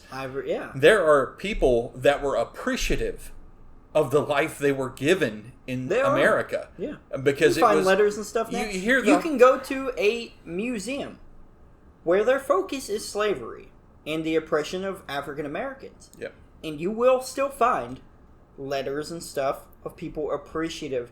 Now, should they have been appreciative of oppression? No. But what was their life like before that? Was it that? Better than what they had? That's the point. And I'm not saying slavery is good for anyone. Nope. But we all, and we boil that down again, and if you have a problem with me saying this... My thing is, don't take us point blank for what we're saying. No. Because sometimes we're going to say things to simplify things, like we were just talking about. That doesn't mean we're approving of the things that happened. Absolutely not. It's abhorrent. I hate it. Yes. Yeah. We as people hate it. I would consider myself an ally of a lot of minorities. Yeah. I am also Irish, though, to be fair, which we get roped into white people, but I'm predominantly... But our people were crapped on for a long time. I'm predominantly Irish and Native American. Yeah. Yes, I look white, but... But we get heaped into... But we get heaped, into the same group. But here's the thing. I understand that it was a timeline, right?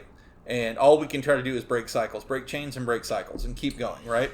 So I look at it, and I am a slave of no one. I have to have a job for now. I have to do this, right?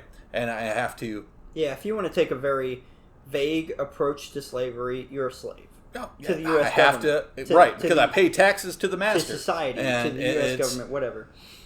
Yeah. For what? Okay, so now we're going to circle back to a government that lies to us. Yes. Okay, so that was a nice big segue to bring it back. So we pay taxes, we're slaves, we pay these taxes to a government, a few select people, right? In the grand scheme of how many of us there are compared to how many of them there are, vastly smaller. So that can go back to the 1% conversation. Yes, right. 1% we have of these America people. has most we'll of talk the about Trump wealth. When he was running, he talked about transparency. He gained a lot of fervor. 77-something million people said, yes, Trump. So he gets in office, la-di-da-di-da. Here we are to present day, 2 weeks ago, where Epstein list. The thing is, we knew there was a certain date that was like, by this date, we will have this information out. It's on my desk, quote, Pam Bondi. That's not my opinion. That's what she actually said. It's on my desk. I've been looking at it. And like Twitter, there's pictures.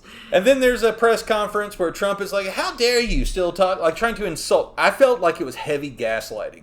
It is gaslighting. So 100%. To go, how dare you bring that? We got Texas going on. Hit that again. What are his supporters being told right now? They're being gaslit. They are being, well. So they were. And that's the weird part. But again, with gaslighting or a narcissistic being, what you have is the back and forth. It's all of a sudden like, oh, how dare you? Oh, I love you. Here you go. Oh, well, I'm not trying to do my Trump voice with this. Sorry. But that's essentially what's anything. happening. It's a yo-yoing effect that messes with your head. It does. It's like, it's like an abuser. Yep. Oh, you love me. You hate me. You love me. You hate me. Yep. And you're finally like, the hate must just be tough love. Yeah. Did I do something wrong again? You start questioning. Well, I went through it recently. Right? Okay, so Trump, as of recent, Trump has authorized Pam Bondi to release all testimonies dealing with the Epstein case. Wow. I'm glad the Epstein you brought that files.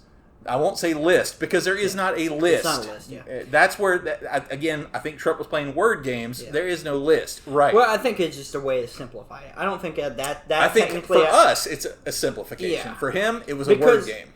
Because there's some people that bring up, and I've seen people post on Facebook about this recently, about the flight logs and stuff like that in the black book that was out there.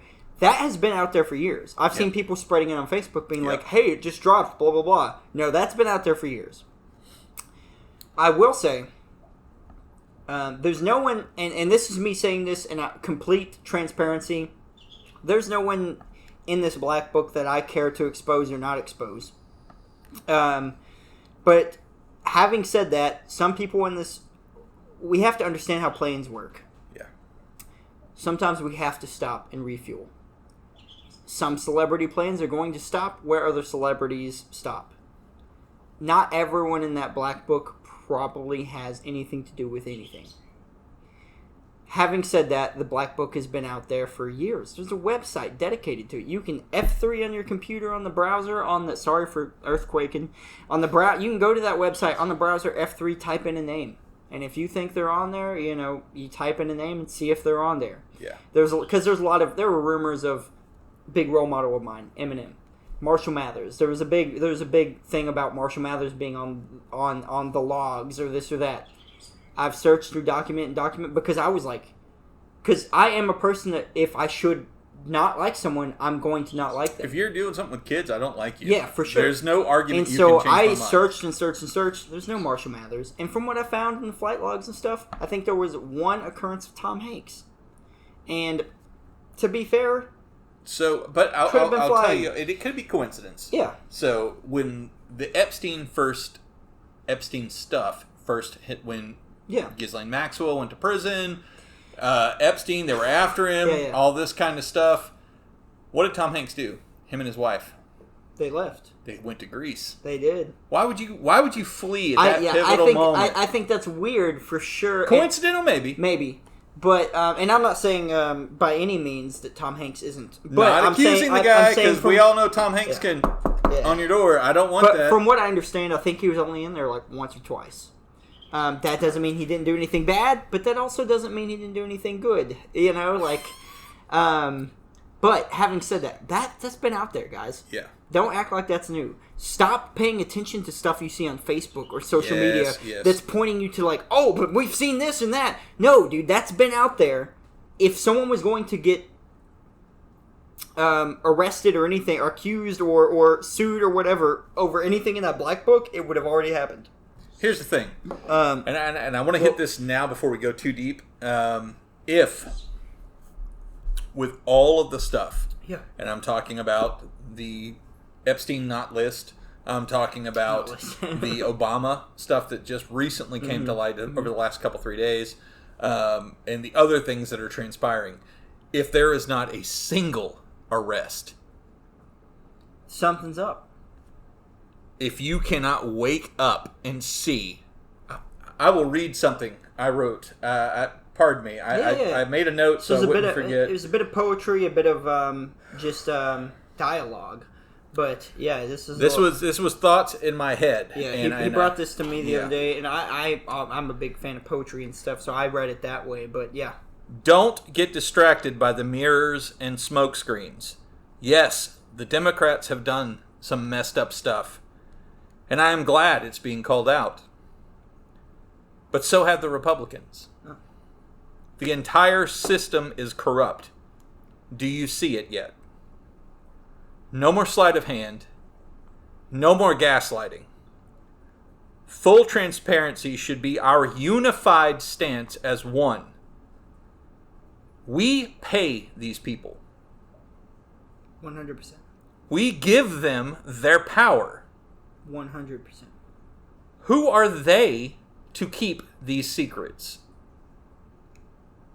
They are a select few, and we are the vast majority.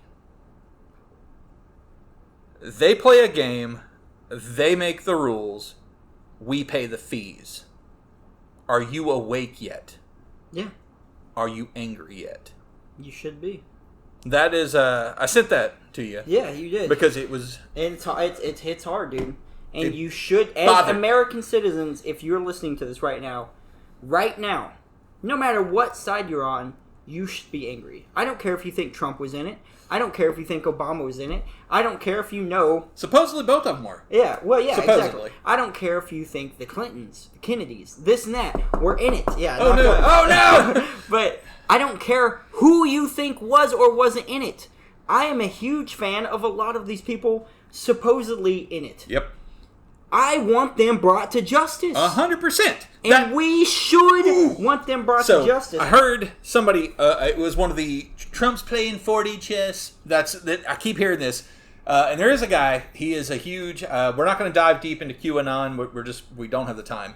There was this guy, he's from England, he's a British guy that I follow, and he has been... The guy you sent me? Possibly. No, this guy was Scottish or something. Contact almost fell out. No, that was the Scottish guy that talks about the breakdown of society. I love that guy. The bank thing. Yes. Which is a whole other topic. All of a sudden you're like, oh Lord, I just want to go live under a rock somewhere. Not Iraq. It's a horrible country. We're going to bomb them again. I'm joking. But the... we're not going to get into QAnon. Here's the thing. There's this whole thing about the 4D chess or 5D chess. What the hell? What's the difference between 4D chess and 5D chess? But I've heard it phrased both ways from super right-wing people. Yeah. And it's like, cool, I get it. You hold on to hope that something's going to happen. And I don't fault you for that because something does need to happen. And I hope something does. But the thing is they're leaning... I did not say the point is. I corrected myself. The thing... This and that. This and that. The point is they are saying that we can't release the list, quote, air quote, list, because the whole system would collapse. Brother, I'm telling you, if we have a system that many key or integral people are a part of it... Then it that if they're exposed and it collapses, let the motherfucker collapse. That's the point I'm at. Yeah, and well, that's the thing is people are like, yeah, but we wouldn't have this and that. Look, listen.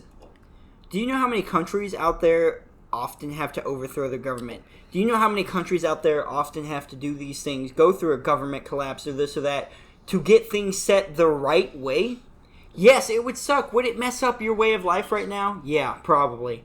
But you know what? I don't want to be ruled by people that are piddling. I do not want to be ruled by pedophiles. Yeah, 100%. Fuck, dude. Sorry, there's no. It's the fact that if this is true, like, and Candace Owens, love her to death. Candace Owens is an amazing correspondent. She is right wing, but she's an amazing correspondent. Yeah. She's calling this out as BS. Yeah, and she's like, I'll have to find it. I'll link it on the Facebook. She did this video where she's like, so we're saying that there's going to be a collapse. So you're worried about a collapse of a satanic government that are actually reptile people that are pedophiles? You're worried about that? No, Let it collapse. And I'm paraphrasing her.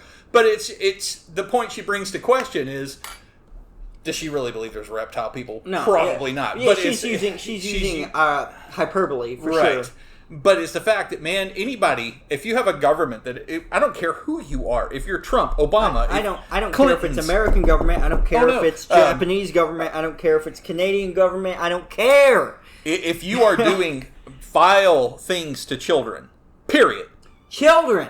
We're talking the most innocent part of us. We are talking the definition of innocence of humanity. We are talking the most innocent anything can be is the childlike form, whether it's in the mother's womb or it's on this earth being cradled or whatever. That is whether you believe in God or not. That is as close to innocent as you can be as a human. It's the most center point. Like, there is no one that disagrees, or no good person that disagrees that a child should not be trifled with in that way. They are innocent. Let them be innocent. Yep.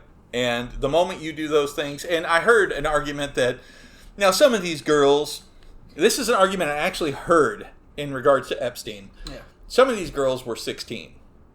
I don't care, dude. My stepdaughter's 16. Yeah, your brain is not fully developed until at least 25. Now we have the ages restricted down under that. However, it doesn't matter. We know scientifically. We know for sure your brain does not complete development. I mean, I don't think it completes development ever because we constantly learn things. We're evolving. But you know what I mean. Like it doesn't get to max capacity and stuff until the age of 25. Yeah. Okay, but we reduce ages down to 18 for adult, 21 for drinking, this and that. These are still people 16, 9 years before that. The validation was they had their college paid for from this. They had cars. They had the... Well, that's like, I'm glad you want a piece of candy? It tastes good. Yeah, I'm glad you brought that up because now that Bondi has... because I don't know if you saw this, but they have started slightly to trickle out some of the documents and stuff. One of the Epstein victims named... Trump to law enforcement twice, and so we know he's involved some way. And now I do want to bring up something with you specifically we talked about before. And it's a little off topic, but it'll circle back around. Marilyn Manson. We both love his music. We both like his music. Music's great. Horrible person. Can be. Absolutely. Yeah. He's making some really bad choices. and he was accused of a lot of sexual things. Yeah. He settled out of court. They settled out of court for it. They dropped it and stuff. They settled out of court. Trump has done this too. Mm-hmm. A lot of other politicians too, to be fair. But just relative to what's going on right now, Trump has settled out of court. We have these court documents. And we have what they accused. Transparency. Yes. Let us see it. We have these documents. They're out there. These are things we can already see. And this is why a lot of people have accused him of pedophilia and this and that for years in advance. These are documents that we have already seen. Accusations and stuff. A lot of people put it aside like, oh, but they settled out of court. Brother, I've been raped. As a young person, I was raped by one of my cousins. I am also doing very bad monetarily and financially. If I ever sued that person and they wanted to settle with me for $10 million out of court, like, I want to see them brought to justice, but I also need my bills paid. I offer, not to take away from your story specifically, but the settling out of court is because court becomes a lot of red For sure. tape. No, I'm not saying 100% that means one way or the other. Right. So McDonald's. Yeah. Yeah, with the whole supersize me thing. No, not even that. Oh, that okay. The coffee thing. You order hot coffee. Oh, yeah, and it burned the dude. It burned the dude. He sued McDonald's because the coffee was hot and spilled on him. They didn't let it go to court. They just settled it. It's like, dude, whatever. You're a freaking moron. Yeah. You ordered a hot coffee. You knew very well not to spill it on you. You spilled it on yourself, and you burned yourself because it was hot. It was hot coffee. Like, yeah, it sucks you burned yourself. It sucks you burned that area, you know? Horrible that it happened to you, bro. However... You're going to sue us Dude, just take some money and shut up. And it gets to that point. For sure. There are those situations as well, but I just think it all needs to be brought out in light. I agree. Like we have... And I'm not making light. If there's any SA victim out there that's settled, I'm not making light of your situation. No. I'm saying that there's a lot of frivolous lawsuits. That's what I'm also trying to say from the other side is like people often are like, oh, they settled or whatever, so they nothing actually happened. They just wanted money, so they settled for it. That's not always the truth, but it's not always the truth the other way around. We have to understand that these settlements and stuff like that doesn't... Like, there's red tape, paperwork, this and that. Dragging on for years. These people also need to heal. Like I said, if for me to heal, it would be nice for me to be able to take a nice vacation, have all my bills paid for, this and that. Yeah. Maybe be able to pay for a therapist, this and that. $10 million would probably cover it. Yeah. Like, and I'm not trying to make light of what happened to me or anyone else, but... To have it behind you? But yeah, to have it behind me, $10 million would probably put it behind me. Like, here's the thing, I'm going to have the PTSD. I'm going to have the trauma. Yeah. Those are things, no matter what therapy or this or that, medicine, whatever you go through, you're always going to have those things. But what makes it easier to live with? Yeah, money. There comes a point where you're like, okay, I can just, that's fine. And check for $10 million, I can just move on. I never have to deal with you again, and I can actually get my help I need. And then from the other side, though, as a company... they don't want to keep dealing with you accusing this or that or doing this or that. So they also want to settle. They don't want to. Both sides. Let's be honest. Both sides want to settle out of court. Here's the thing, too. Again, devil's advocate. Nobody ever sues a broke dude. Nobody sues a broke dude. We're in Arkansas, so you got people suing broke people. Well, you know what I mean. Largely, yeah. If it's like if I don't know, Joe Schmo. Made some sexual harassment on somebody at his job, not going to get sued, most likely. They may report it to HR, he may get fired. End of the story. However, if I am POSA, if I am Moneybags, and I'm over here and I made an inappropriate comment, bro, ride that gravy train with biscuit wheels, And it's like... I mean, I can't hate on it. Yeah, but it's right. It's that advantageous moment where, like, I can get some money out of this. Yeah. Well, dude, went through... I've thought... I mean, I'll be honest with you, dude. As a person that... I like to think of myself as a fairly morally right person or a fairly, at least, transparent person, honest person. I couldn't go to sleep if I didn't tell people that I have thought once or twice about, I've got injured doing this or that, thinking about suing, the place for something, but I need money, dude. It's hard to live out here. I do need money. Some of these corporations have money. Some of these people have money. And it's not necessarily that I want to hurt them, but I know they have so much money that it's not going to hurt them. Yeah. And either way. Yeah. I just want to throw out the disclaimer that we know that certain accusations or this or that, or settlements or this or that, can go a bunch of different ways.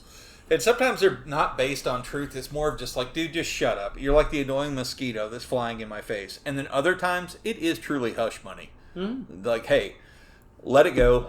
I'll write you a check for $100 million, but gag order, you can't bring this up again. Yeah, the fact that you can have a gag order with a price tag. I think that's there should be abominable. I think that's horrible. Yeah, you shut up and here's money. Yeah. I'm fine with settling for some money, but I still want to be able to talk about what happened to me. Gag orders it's what happened to me, brother. It's my pain. Yeah, it's my trauma. You paid me, and I'm not going to come after you legally further. Yeah, I'm not going to accuse you of anything, but if someone comes asking, I'm going to tell them what happened. That's where non-competes, gag orders, all that kind of stuff. It's control. But if you guys work for a company and they made you sign a non-compete, don't do that. Don't work for them. Do not do that. Just don't work for them. Yeah, they're a shitbag company, and I would not work for them. And I realized I dropped the MF. I've never dropped the MF on a podcast, and earlier I dropped the MF on here. And I apologize to any listeners. Sensitive topic because. Well, it's just something that everybody riled up. Anytime there's damage to a child, I get pissed. They are the most innocent. Just let them be, dude. Protect, preserve. Please. I'm about to cry, dude, but there's no reason to take that away. Think of where you're at today and what happened to you. Why would you take that away? Yeah.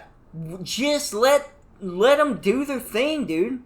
Let them learn, grow, and do the things they're supposed to do to become another one of us, hopefully not as damaged as the rest of us. Right. A broken vase produces a less broken vase if you give it protection. And you continue on until you have, break cycles. But, back onto... Man, we could go all kinds of different ways. This is a heavy topic. Atomic bomb of an episode because there's a lot of different directions this can go, and we're almost at the 2-hour mark. So I don't want to carry on too long with the offshoots or traveling into the weeds. But I will say, recently over the last few days, something that Trump has been screaming since 2016, 9 years.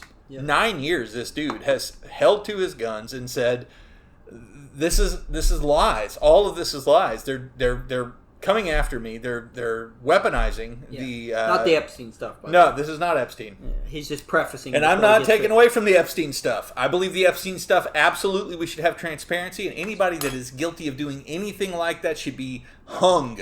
Yes, publicly, 100%, publicly hung, and I will spit on your grave. But now we look at the rest of the world and the corruption that exists. My earlier question was, do you trust your government? So we have Obama. Like him, love him, hate him, somewhere in between. I don't care. The man did do some good for the country. Yeah, I was about to say, let's be real. Every president just about... I mean, I don't know 100% our American history. I'm older now, so I'm not 100% privy to it off the top of my head. I would say most presidents have at least done some good and some bad. Yeah. I would say probably every president has at least done some good and some bad. Except for Reagan. Reagan was a beast. Some may have done more bad than others, and some may have done more good than others, but it is what it is. As far as that goes. What are we getting here? Hello. We have a surprise on the podcast. Surprise for the podcast. What do we have here? We have a Mo and a... I knew you guys needed a side. Yeah.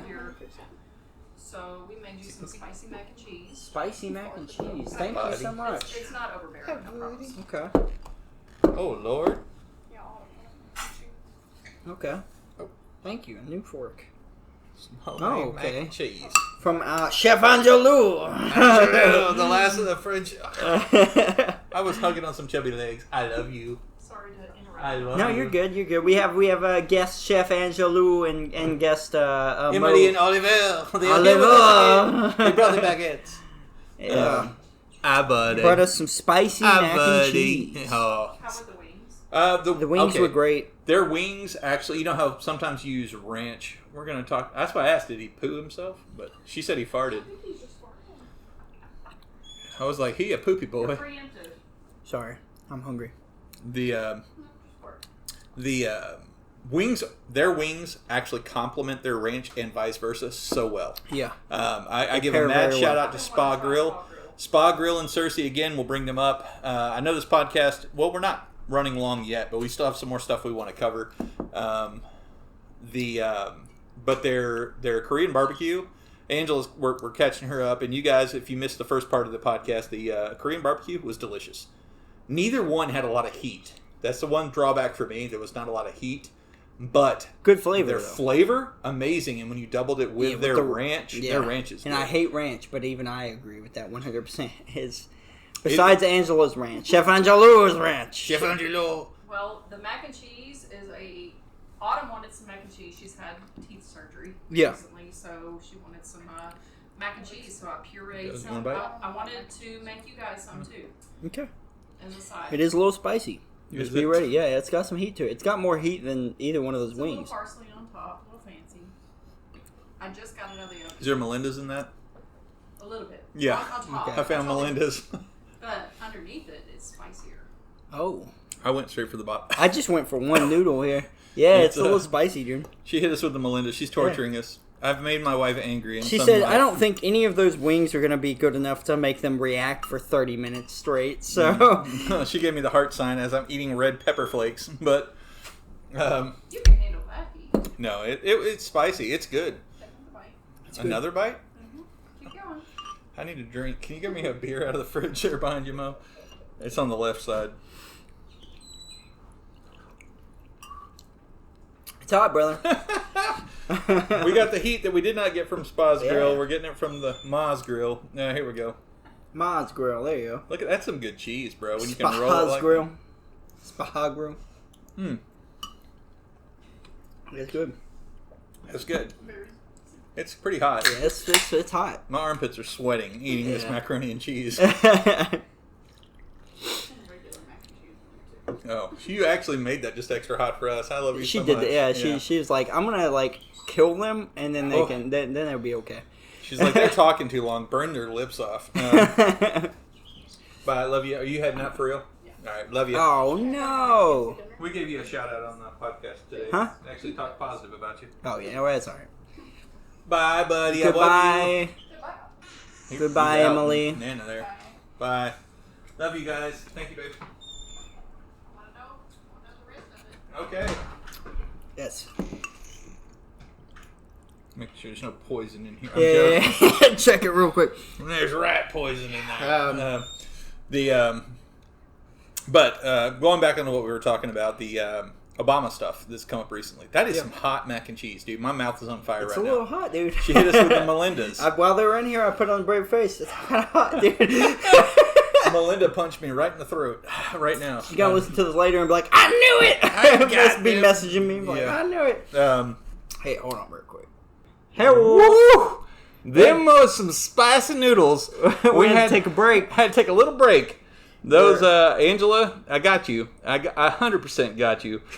My lord. My nose finally stopped running. I ate like 3 bites and I was like, no, this is a prank. Those noodles were freaking hot. There was, you guys, if you've been a fan of the podcast, been listening, Melinda made another... Melinda made an appearance. That's ghost pepper sauce. Made a resurgence into this mac and cheese. Yeah. As well as red pepper flake, which, whatever, I can handle that. But then I found little pieces. Little chunks. We'll call them little chunks because they're cute. Little chunks of some kind of straight pepper that I think were from my beloved wife's. I must have made her mad somehow. I don't know. Those were some spicy freaking noodles, though. Yeah. But I'll post a picture on Facebook. I finished the bowl. I'm not going to be a chump and lose. I did. I chose to be a chump and lose today. But I took like 3 or 4 bites and was like, nope. Zach, as my witness, I finished my bowl. I cleared it out besides where I spit back into it. Yeah, that was super hot. Yeah. But Obama. To pick back up, where we were at with Obama. So, where were we with Mr. Obama? Well, it's the fact that we have a lot going on. And you almost need like 18 pairs of eyes to see everything happening right now. But so we're not going to take away because we're real people. Dude, show us the damn list. Show us the documents. Show us the Epstein documents. Let us decide. Well, my big thing is if you are fighting so vehemently against the fact that you are in any way involved, then there should be, and this is most people's stance, there should be no reason why you couldn't show them. Unless it's, and this is not my opinion, polar opposite opinion, of going, he's using it for leverage. Mm-hmm. Because there's this Epstein thing, apparently, it's global. Yeah. It's not just U.S. From what we understand, this could affect global stability, politics, global economics, So if Trump, there's the word, if Trump is sitting here with this list going, holy shit, everything's gonna fall apart the moment I put this out there. If he does that, right? If he has that moment of clarity and he's going, I can't release this to the public because Britain goes down, Germany goes down, France goes down, China goes down, Russia goes down. All these countries, all of a sudden they realize, man, there's a bunch of little kitty piddlers that are out there. I can't release this. However, and it's kind of dirty. It goes back to what we were saying a minute ago. Like Candace said, let it go down. Yeah, well, that's how I feel. Candace Owens, let it happen. Shout out to you. Yes, it would be chaos, and 100 years it wouldn't. Yeah. if I don't want to live in a society where this is okay and we're going to protect this. I would much rather, and I know people are going to be like, well, you don't know what they went through or this or that. I would much rather live in like a middle-aged society than one ran by kitty diddlers. 100%. Let me light a torch at night to keep the bugbears away. I'm fine with that. But it's so if that's the case, cool. But don't let things. I read off my ramble that I sent to you and to Seth. Don't let the smoke screens get you. The Epstein thing is still very real. Yeah. Don't fall asleep on that, and because Papa Trump tucks you in at night and tells you not to worry about it. Nope, don't go to sleep on the Epstein thing. However, there are other things we should be paying attention to as well. Not besides, as well. Yes, I'm glad you clarified. Not besides. So get ready to have your vision focused multiple places here, because it's coming out, and it has been turned over to the Department of Justice at this point in our country. Yeah. So it's a telltale point, and I'll get back to that in a second. So it is proven, beyond shadow of a doubt, there are documents and testimonies of people where Obama, this is an opinion, Obama and his administration orchestrated a lie. Okay. To defame Trump, to try to sabotage his presidency. Was it the 2016 presidency? This is 2016. Okay. The Russian collusion hoax. Okay, yeah. And then Hillary Clinton rolled with it. Yeah. And her cronies rolled with it. And they all knew and ignored the fact that this is a fact. It was proven to them, hey, this is bad intel. Yeah. Nope. We're going to hang on to it. We're going to run with it. It's easy. It's easy to run with. To be fair, and I'm not condoning that. No, that's treason. I'm not condoning that. However, that's not uncommon between running. Obama was not running against. Well, for sure. Yeah, Obama. We're drinking. We've been drinking. A little drinky over here. Obama. Yeah, for sure. Like, okay. Mm-hmm. Obama shouldn't have been doing anything past that. Well, that's like I said. Obama was the puppet master behind Biden the whole time. Yeah. When you look at the auto pen, Fauci lost his immunity. Yeah. Well, to be fair, if we go back, I guess 30 years now or something. Oh no, we're old, man. Yeah. But at 30 years now, Hillary was technically, supposedly, puppet master behind her husband. But so auto pen technology was different. Oh, yeah. So where you have documents signed, I'm doing air quotes, signed by President Joe Biden, they weren't. Yeah. They were being signed by other parties using an auto pen signature to sign his signature that he never signed these things into effect. I will say, though, that's not... I wouldn't assume... Like, I think that's ridiculous that our president, a president of any standing is doing that. Oh, I don't assume that's that crazy though to happen. I signed documents for my parents. My parents signed documents for me. But it's a little bit different than. Well, I know. Giving somebody like Dr. Fauci for sure immunity during the COVID shit. No, yeah, for sure. But I'm just saying that we have to take into account that I think at some point people are so used to just being like, oh, 60% of us agree, so yeah, we'll just sign the documents for this or whatever. But that gives somebody the ability to speak for you. Not just to speak for you, to say they can't come after you. Oh yeah, for sure. That's totally different. So like Hunter Biden, auto-pinned. Yep. Dr. Fauci, auto-pinned. Yeah. I don't agree with it. I don't agree with it. I don't agree with it. I'm just trying to throw out the fact that it's the bottom line. Again, we go back to the fact that if I'm robbing a bank and they caught me, and I'm throwing a can across and you're throwing road. litter, if I go, he's littering, I don't want an auto pin to get me off the hook because I pointed at you littering over there. Well, you do, but the people don't. I believe in comeuppance. If I did wrong, I deserve consequence. That's reality. Yeah. So it doesn't matter where I'm at in society. If I did something wrong, call me out for it. And if I did something wrong, I will take ownership of my transgression. Period. Yeah. Regardless of the fact that you threw a can on the street and you also sinned, I did wrong. And I think that's where, and if I'm wrong, go to jail. Different amounts of time. You should pay for your punishment. I should pay for my fine. You should go to jail.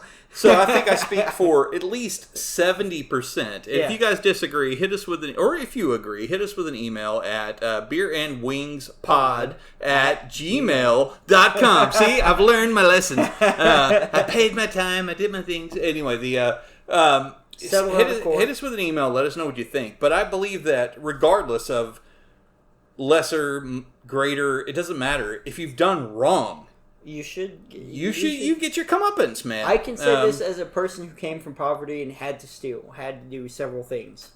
I fortunately, and I mean, I'm speaking with obvious, what's the word when everything runs out of time to get you for it? But statute of limitations. Yeah, I'm speaking with statute of limitations here, but I probably should have been punished for some of those things that I've done in my past. I was poor. I had to do what I had to do. But we learned from it. But yeah, I learned from it, and I knew not to do that kind of stuff again. I had to do what I had to do to survive. I can also agree with that. But there's also like I just stole because I was hungry, and because we didn't have money for food. Some of these people are stealing money, public money, to run full scandals or full fake events. Yeah. Full this or that, scams, this or that. It's money laundering at the greatest. Yeah, so, brother, I just wanted to eat. You're taking millions of dollars to do this or that. Millions. And this isn't getting Trump off the hook. No. On any stretch. So, however, the fact of, and you guys Google this on your own because I don't want to incriminate myself or say anything beyond opinion at this point. Look into what the Department of Justice has been presented against ex-president Barack Obama and the weaponization of the Department of Justice that he did against current president Donald Trump. Yeah. Trump's not wrong here. Now, I won't say he's not wrong everywhere. He's not wrong here. He's told us back in 2016, this is all a lie. They're making this up. And now we know. Boom. They were making it up. They were lying. They were lying about this dude. They were doing things to keep him from being a president. Now, your mind can go a couple different ways here. So one is going, they don't like Trump, whatever. It's a personal thing. The other is, he's going to expose and drain the swamp, like he's been promising. All of us ne'er-do-wells who have been profiting largely and taking advantage of the American people for so long, we've got this career we've built out of this. Us, the few, the 1%, we just continue to leech off of our slaves, and we just continue to live this life. And then you have Trump going, no, something's not right here. I'm going to call this out. Yeah, he does his thing. And that happens. Doesn't mean Trump's a good guy by any stretch. However, he might be the good guy in one regard in this situation. Yeah, but however, that doesn't mean he's a good guy. Bottom line, if there's true transparency, which I freaking demand as an American, we should all demand. As the 70% of us or more that are sitting here going, I don't know what to believe. Demand truth. It's not that hard. So if we demand truth, and well, you can't handle the truth. You'll just cause the corruption of everything, blah, blah, blah. I don't care. Then let everything get corrupted. Let the whole world collapse. Let me deal with truth, and I can deal better. Even if it takes us back to the Stone Ages, brother. Yep. If that means I can fist fight a kitty diddler in the street, brother, I'll fist fight a kitty diddler in the street. I'll be behind videoing and saying "World Star" while I kick him in the freaking teeth. I don't care what age it sends us back to. I do not want to support a kitty diddler. Whether it's Trump, whether it's Obama, whether it's Biden, whether it's Clinton's, whether it's Kennedy's, Palin's, Roosevelt, this or that. I don't care. If you're touching kids, dude, I don't want you here. No, I don't want you on this earth. It doesn't matter what, to be fair. If you're here in the U.S., if you're outside of this country, if you're a person of power who has done these things and taken the innocence from a child, well, fuck you. Fuck you. 100%. You don't deserve your position. You don't deserve your rank. You don't deserve any of the prestige you think you have. You don't. Exploiting an innocent to get where you're at. Or even for fun, because of where you're at. Oh, I'm untouchable. No, you're not untouchable. And that's where you're only untouchable because they continue to obfuscate the information from the public, which is the vast majority of people. Yes. Show us the truth. Yeah. Show us the evidence. Show us everything. If we don't want to see it, we can choose to turn our heads away and not look at it. But show it to us. Yeah. Give us the option to make a decision based on 100% observation and truth and garner from that to decide, screw you, dude. Yeah. I don't support you anymore. Hollywood man or presidential man or governmental man. It doesn't matter. I no longer support you. Man. Yeah. I suddenly realize you're a piece of crap because you did these horrible things. To relate it to layman's kind of terms here, to a more localized sense, if you don't want to support a local business because someone's doing something you don't agree with, we have that choice. We have the choice. Yes, but we should have that choice politically too. Correct. And that's the idea of our entire government. And if you take that away, or you start gaslighting or misleading or this or that, one way or the other, you've taken away our government in the first place. Or the idea that we believe is our government. What we were taught to believe, what we were founded upon. Not a bunch of aristocrats sitting here and getting rich off of us being cattle. Yeah, so at that point, I don't believe in that sense of government. No, I don't want that government. No. All I'm saying is that at this point, stop protecting me. Stop thinking you can protect me. I don't want your protection. It's not their right to decide whether some of this information is for the greater good or not. Yeah, no longer. It is us to decide if it's for...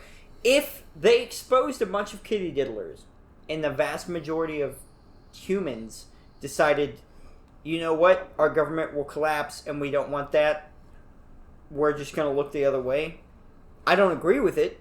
However, if the majority of people go that way, live on an island. Then it is. Yeah, I'll leave, or I'll go somewhere else. I won't be a part of this. Yeah, but like at least give us the freaking option.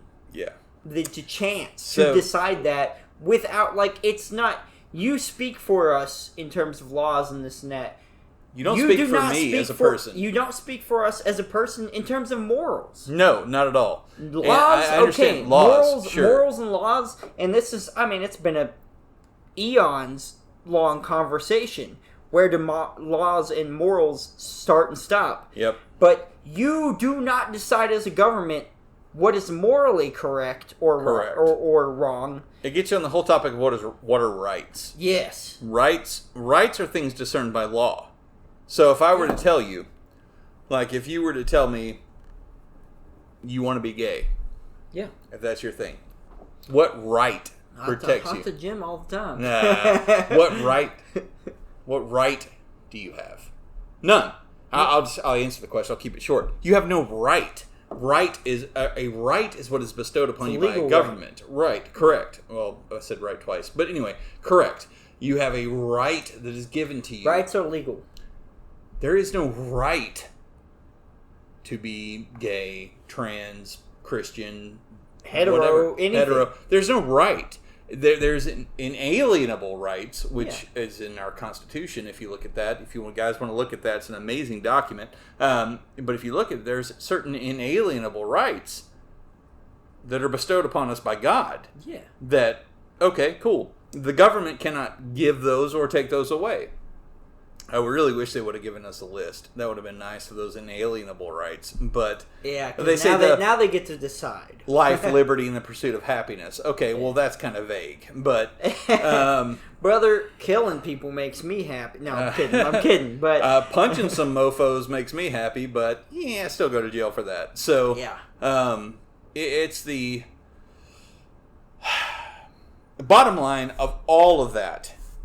I want and I demand full transparency. 100%. I don't want a sugar-coated, here's what we think Matt can handle version of, no, you give me what you have. If this information comes out and it alienates Trump or alienates Obama or alienates this person or that person, give us the right. Yeah, Clinton's.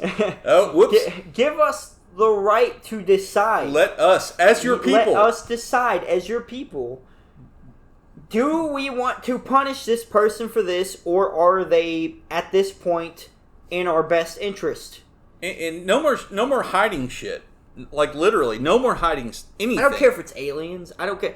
Now, don't get me wrong. I do understand why the military, hides certain things, because they don't want other militaries to know what they have. Correct. Dude, I thought about this while I was on my ride home the other day, and it was like, because I was like, full transparency, rawr, and I was like on this whole kick. And it's like, wait a second. If we have secret intel on an enemy country, maybe we shouldn't lambast them. Right. Okay, so cool. I get that kind of stuff. That kind of stuff, if it's military top secret, has to be kept. If it pertains to the people in our government, though? Yeah, if it pertains to piddling kids, you don't have a right to protect that. It is illegal to piddle a kid. It is, and as it should be. As it should be. Therefore, anyone piddling kids, we shouldn't have the information. Bigger question, why the freak would you want to protect anyone? Why would you want to stop that? And this is, yes. Are you piddling kids? If you want to stop that, does that mean I'm glad I stopped my yeses right before you asked that question. Yeah. But here, I voted for Trump. I'll tell you, I'll dox myself. I don't care. I voted for Trump because Harris was a joke in comparison with the world stage that we had before us. Not saying she's a horrible person, saying she was a horrible candidate in comparison to Trump. She was not presenting herself very well. Not at all. She may have been great. I'm just different situation. I think she could have been great. I don't think she was in the current world stage. 2008 Kamala Harris? Maybe. But where we're at in the world right now with the tensions everywhere, and then bringing somebody who, all she can do is laugh and not form a complete sentence that makes sense with the question that was asked of her. We don't need that. And I don't care if you're a Republican, Democrat, or in between. Let's be honest. We could not move forward with that. That was impossible. Trump is... I agree with the left. He's an asshole. He's this, that, and the other. He definitely is those things. And I agree with the right on some sides that he's good at this, he's good at that. Again, I'm in between, and I look, and I'm like, I can see both sides. But when I'm left with two candidates, one of which who is completely not ready to assume the role, and one who has done the role before and also has some elbow rub time with some of these guys, probably should have voted for him. And he won. Cool, granted. However, and I put this out there, it's on the internet, it can never go away. Trump, if you were on Epstein's island at any point in your life, and you ever did anything that is on the not up and up, you deserve prosecution too. Yes. You're not safe just because you're the president. For sure. If you did anything, I will give it to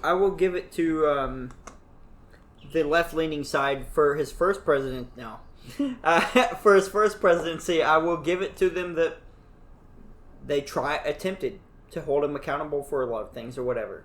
Whether you agree with those things or not or whatever, they did impeach him or whatever. But, it didn't stop him from being president. But either way, you know what I mean. They tried to hold him accountable for stuff.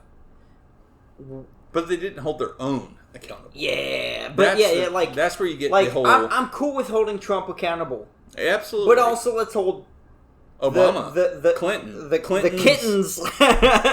And so you can't. In regards to this podcast, the kittens possible, and the other that was people. close enough for Clinton. But if you can't focus fire on one individual, that was close enough. You can't focus fire on one individual and not hold all people accountable under the same umbrella of law. Let's not And I get tired of it, and I think a lot of younger people for sure get tired. Older people too. For sure get tired of this back and forth, left, right, Republican, Democrat.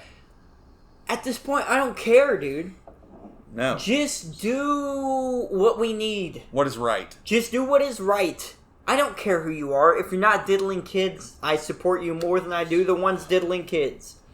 Well, and then you get into the whole topic of, which quickly fell away. If you notice, right before Trump became president, it quickly fell away, the whole adrenochrome thing. Oh, yeah.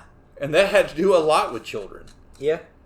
Whoop! You don't hear about that anymore. But, man, you heard a whole lot about it for about 4 years. God, you heard a lot about adrenochrome, which is where they scare the living crap out of a kid and then harvest their blood. That's a real thing. You don't believe me? Fact check me. Adrenochrome harvesting was a real thing. And look at the people who have run from this country and how they look now compared to how they looked then. Yeah.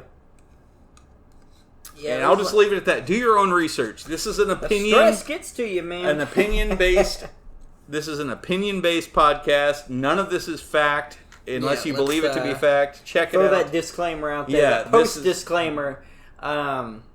These are all opinions. 100% opinions for entertainment purposes only. Yeah, we don't have.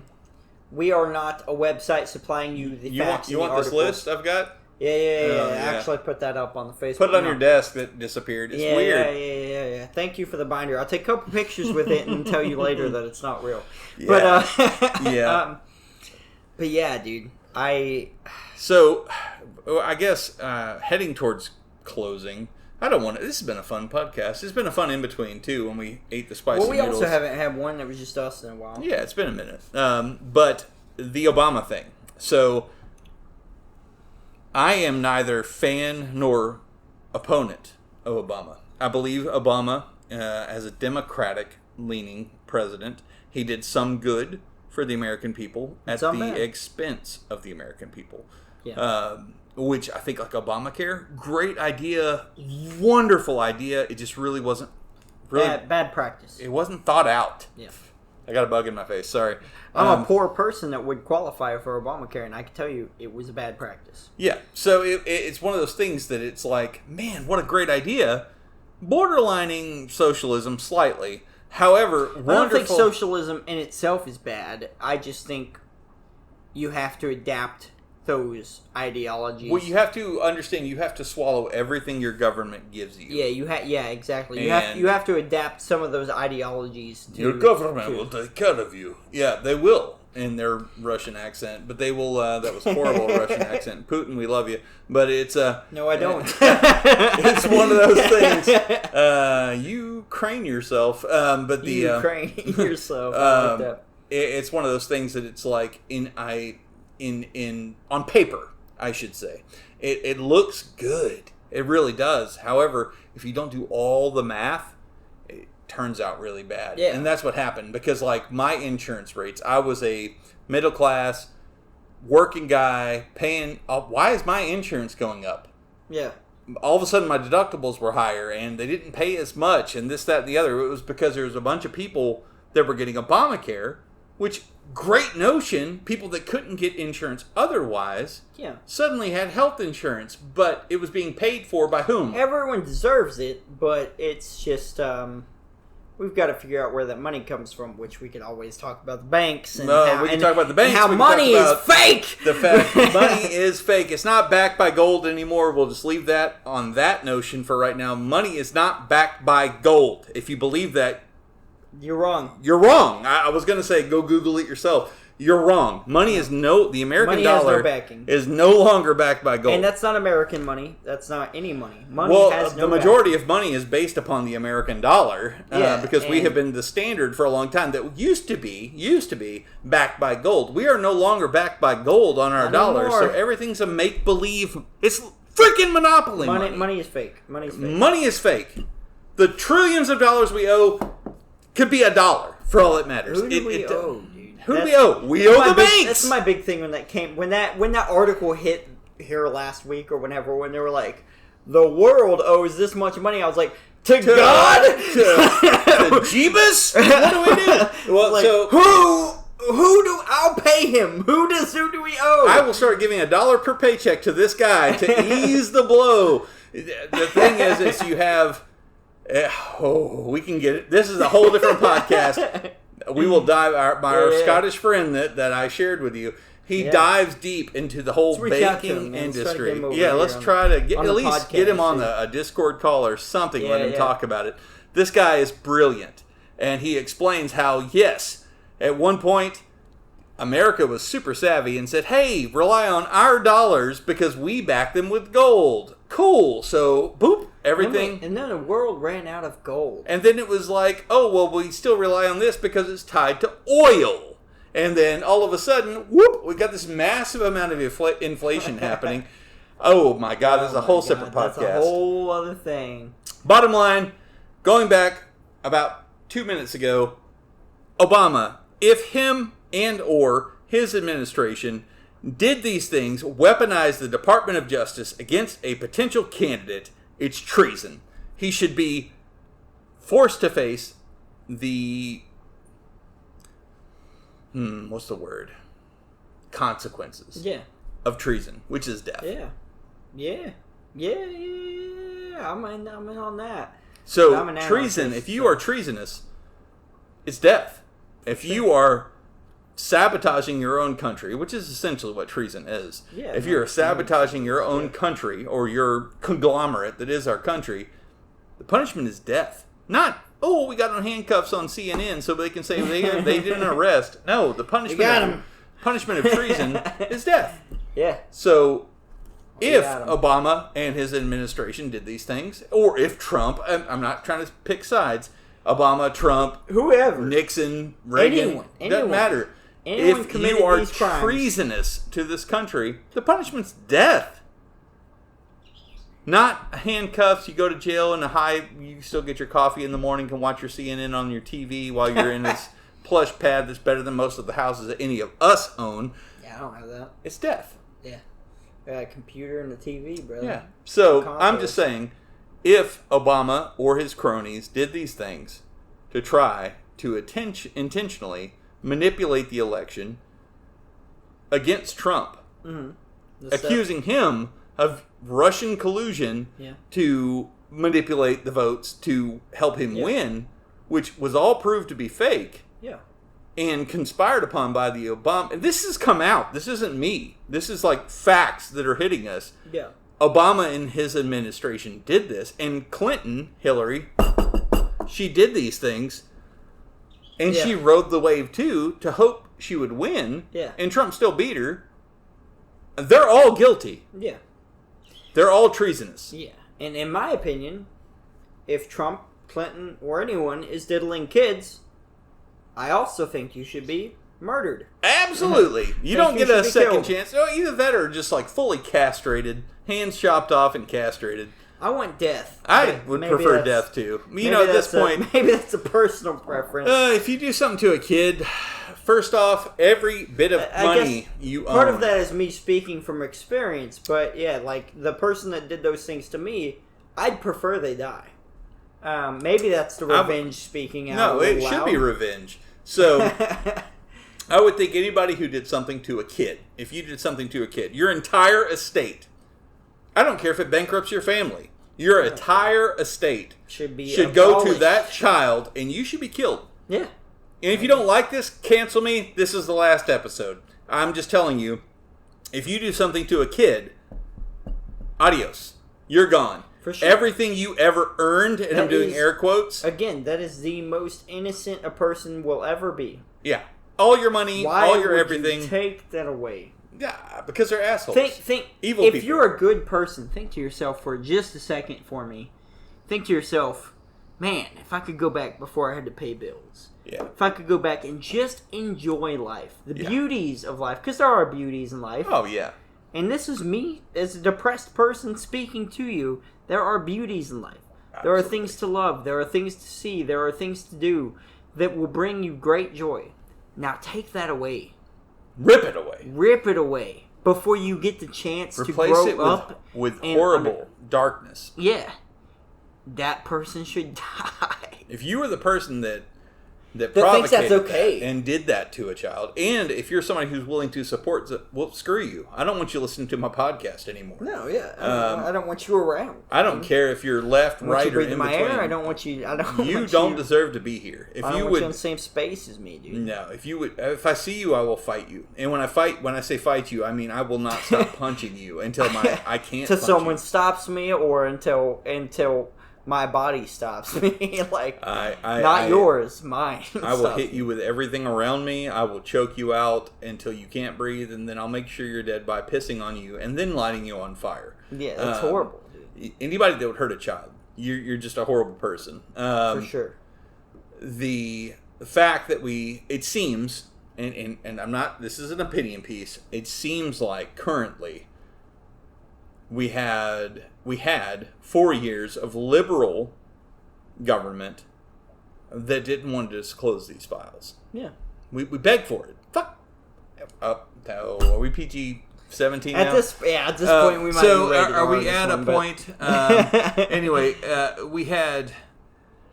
Epstein died in 2019. Whenever.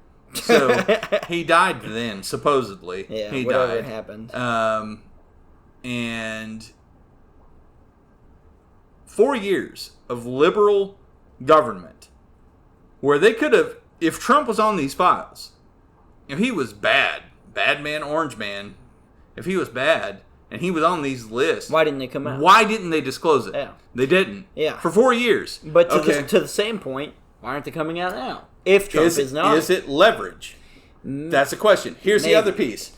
To say there's no list, to say there's no this, no that. No why is Ghislaine Maxwell in prison? That's my thing. Oh my God, I'm glad you brought that up because I was going to say that earlier. Let her go. Okay, if this stuff isn't true, let her go. Why was Epstein in jail? Why is Ghislaine, whatever her name is, in jail? Why are these people that we know for sure have done something? If there's no why proof, are they in jail if there is no proof? If there's no proof, this will be the catalyst for our end tonight, guys. Ghislaine Maxwell, I believe, sack of shit human. For sure. Absolutely. 100%. She was trafficking young girls. Yep, they got cars, college paid for, money, blah, blah, blah, blah.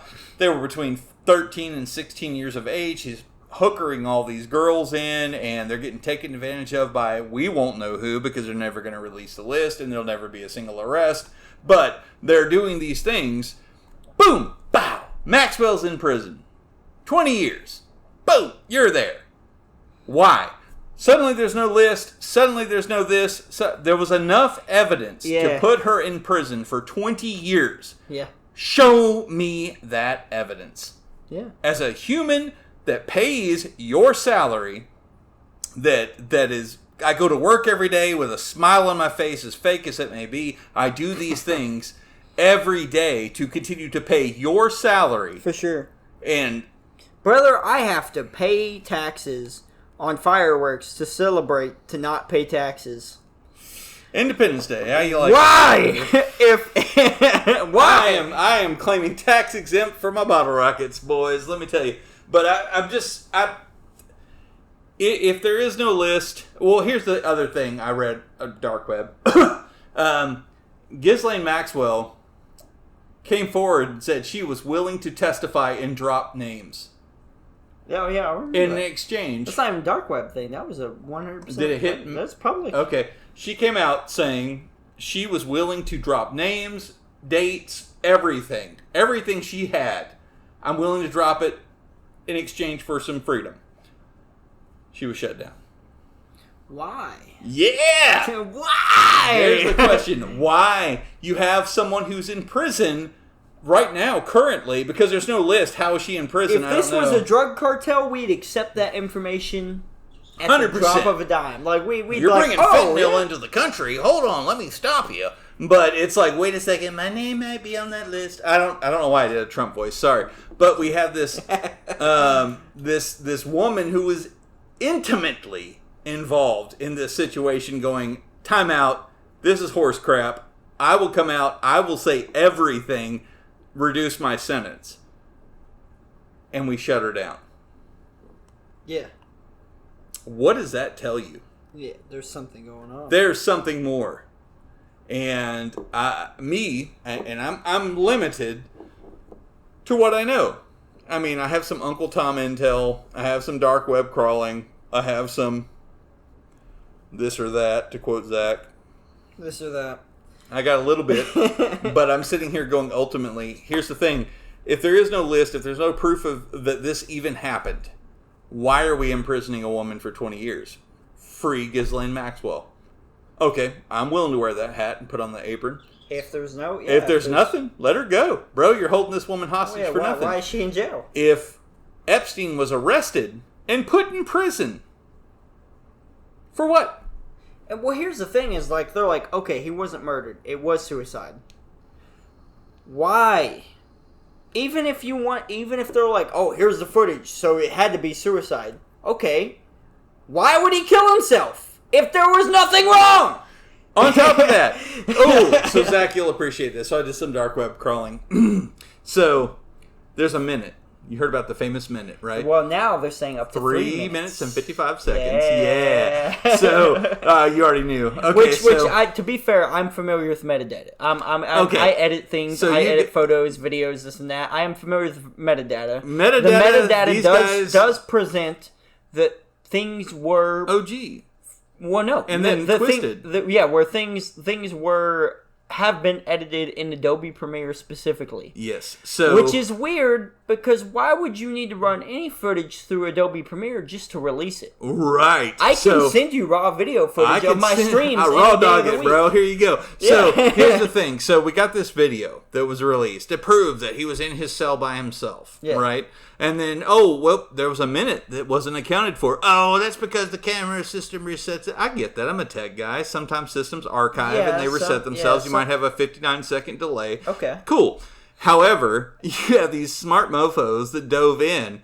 And there has been diddling. We'll use that word. There's been some diddling on the original raw footage that...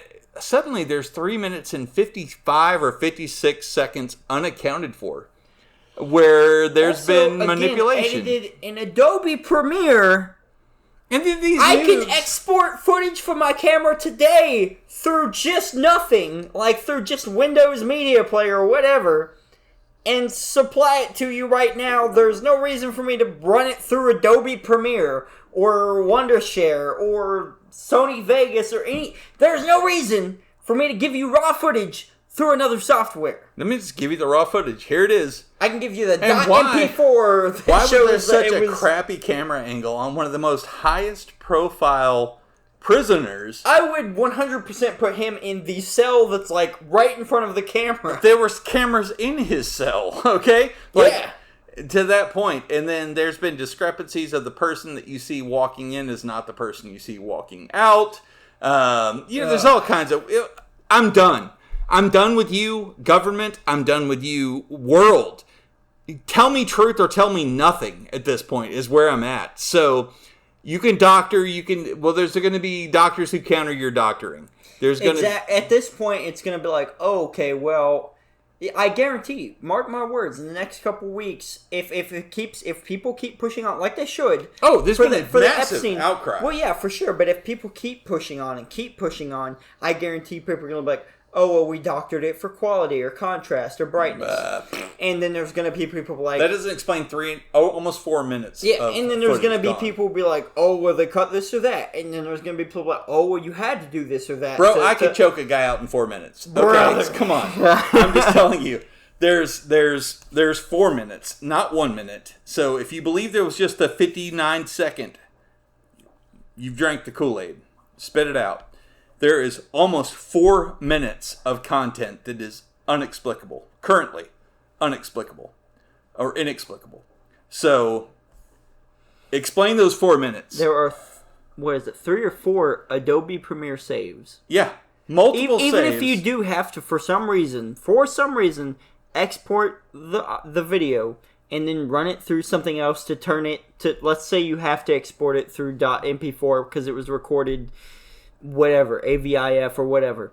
And so then you have to run it through a platform to make it .mp4 so everyone can view it or whatever. Right. That's 1. There are 3 to 4. 4 saves on this through Adobe Premiere. Why? So... And on top of that, the footage doesn't have to be as long as it is. Like, show me the 15 minutes of when he died. Yeah. And how did he kill himself in a cell? Oh my god! Let's get back into that. Nobody's asking those real raw dog questions. How did he kill himself in a cell? Oh, he hung himself with the pillowcase. From what? Oh my god! Do you know, as somebody who has tried to hang himself, how hard that is to do? It's not easy. And to do that when you're under a max security prison cell, I call BS. Yeah. No, that's a load of horse crap, dude. It is. It's 100%. We're being lied to. We are being lied to. Whether it's good for Obama, good for Trump, good for this or that, we are being lied to. Keeping the stage being a stage. Who knows anymore? But I will tell you that you're not being told the truth. Hang on for the truth. Eventually it will come through and we will be able to see all the things that are being said to us. I would just tell you to brace for impact. You're not going to believe the unbelievable as it presents itself to you. And there's going to be some of us who have been aware and awakened and ready for some of this, but even us, those that are on that side, we're not ready. But you know where you can spend your money and with a good idea of where it's going and what it's doing? Local business? Local businesses. Yes. Like U.S. Pawn and Loan. We didn't even bring up our sponsor. So what a perfect segue.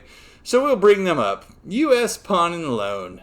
Here at the end of the podcast, after we've lambasted, dropped some motherfuckers and everything else, we're going to hit you up and let you know. They're good people. They are great people. Real people, I would say. Matter of fact, I pinched Daryl, and he said, please, Matt, don't do that again. No, he didn't, but he's not listening anyway. But, guys, one of our sponsors, hanging true to us, is U.S. Pawn and Loan. They've got a little bit of everything. They've got used cars. They have brand new mowers. They have guns that I want to get Bro, my hands there's on a gun. right Angela now. told me no more guns. God, sorry for the earthquake, but there's a gun there that I would like to acquiesce myself. So, but yeah, check them out. They are on the corner of Highway 319 and Arkansas Highway 5 in Austin, Arkansas, just on the right-hand side of the corner. Angela's a gangster. But check them out. They've got all kinds of cool stuff. I didn't subject How my. was the mac and cheese? I ate I Satan's feel like you decided to punish us today. for some reason. I took about 4 bites and it was like, I knew the wings were not hot. yeah, well, that made up for all of counted this. it way too much. I need y'all to shit fire tomorrow. Well, I will be I'm pooping good. firework. Be like, sorry, Rebecca, I have to go dookie a flame Where will you be pooping at? But who will be pooping at? U.S. Was it too hot for you? He couldn't finish it. Yeah, I didn't do it. I God, decided not to do that. Such a compliment. Yeah, it's such a compliment. Well, She got went the gang straight signs, flame bro. gangster. But yeah, U.S. Pawn and Loan, guys, check them out. You can tell them you heard from us. Yeah, let them know. You'll save 10% on any retail purchase in the store. Also, you can visit their vehicle website if you're looking. Shut up, bird. If you look at USPLAutosales.com, they've got a lot of really, really nice vehicles on their website that you guys, all you have to do is look at the picture and go, man, I like that car. I can see me driving that car, Zach. All you have to do is click, and you apply. Never know. You might be talking to Matt. You might be talking to me. If you click apply for financing, application kicks immediately, almost immediately, over to our desk, and we can start running numbers on any vehicle you see. USPLAutosales.com. Tons of vehicles to look at, cars, trucks, SUVs. It's amazing. In-store, motorcycles, guns, jewelry, God, you name it. And if you mention that you heard about them on the Beer and Wings podcast, you'll save 10% on any retail item. When some of those items being $3,000-$4,000, that's a chunk of money. Yeah, dude. So we really appreciate you guys being here for this episode. I know it kind of went everywhere. We kind of got blown up by some spicy mac and cheese, but we appreciate you being a part and hanging out with us. 2 Spice Lords visited us in the middle. Dude, mad fun. Zach, love you. And Angela, thank you for the flaming hot... Chef Angelo! Chef Angelo! Fuck the last French guy. Anyway, we're out of here. We'll catch you guys on the next episode. We did hit rated R on this one. Anyway, because we hit multiple fuck bombs. But we love you guys, and check us out on... we're on Spotify, YouTube, Facebook. Yeah. And then if you're into the gaming thing, check us out. It is Mattrixxz on TikTok, been live streaming there, and you got Zenith Darksky, my dude. He's on Twitch. He was on TikTok till he got shadow banned, and then he's on YouTube, Facebook. The dude's freaking everywhere. Just look up Zenith Darksky. Your local Dollar General. We love you much, guys. Thanks for sticking around. Hey-o! Until the next one. Take care. Later. Woo!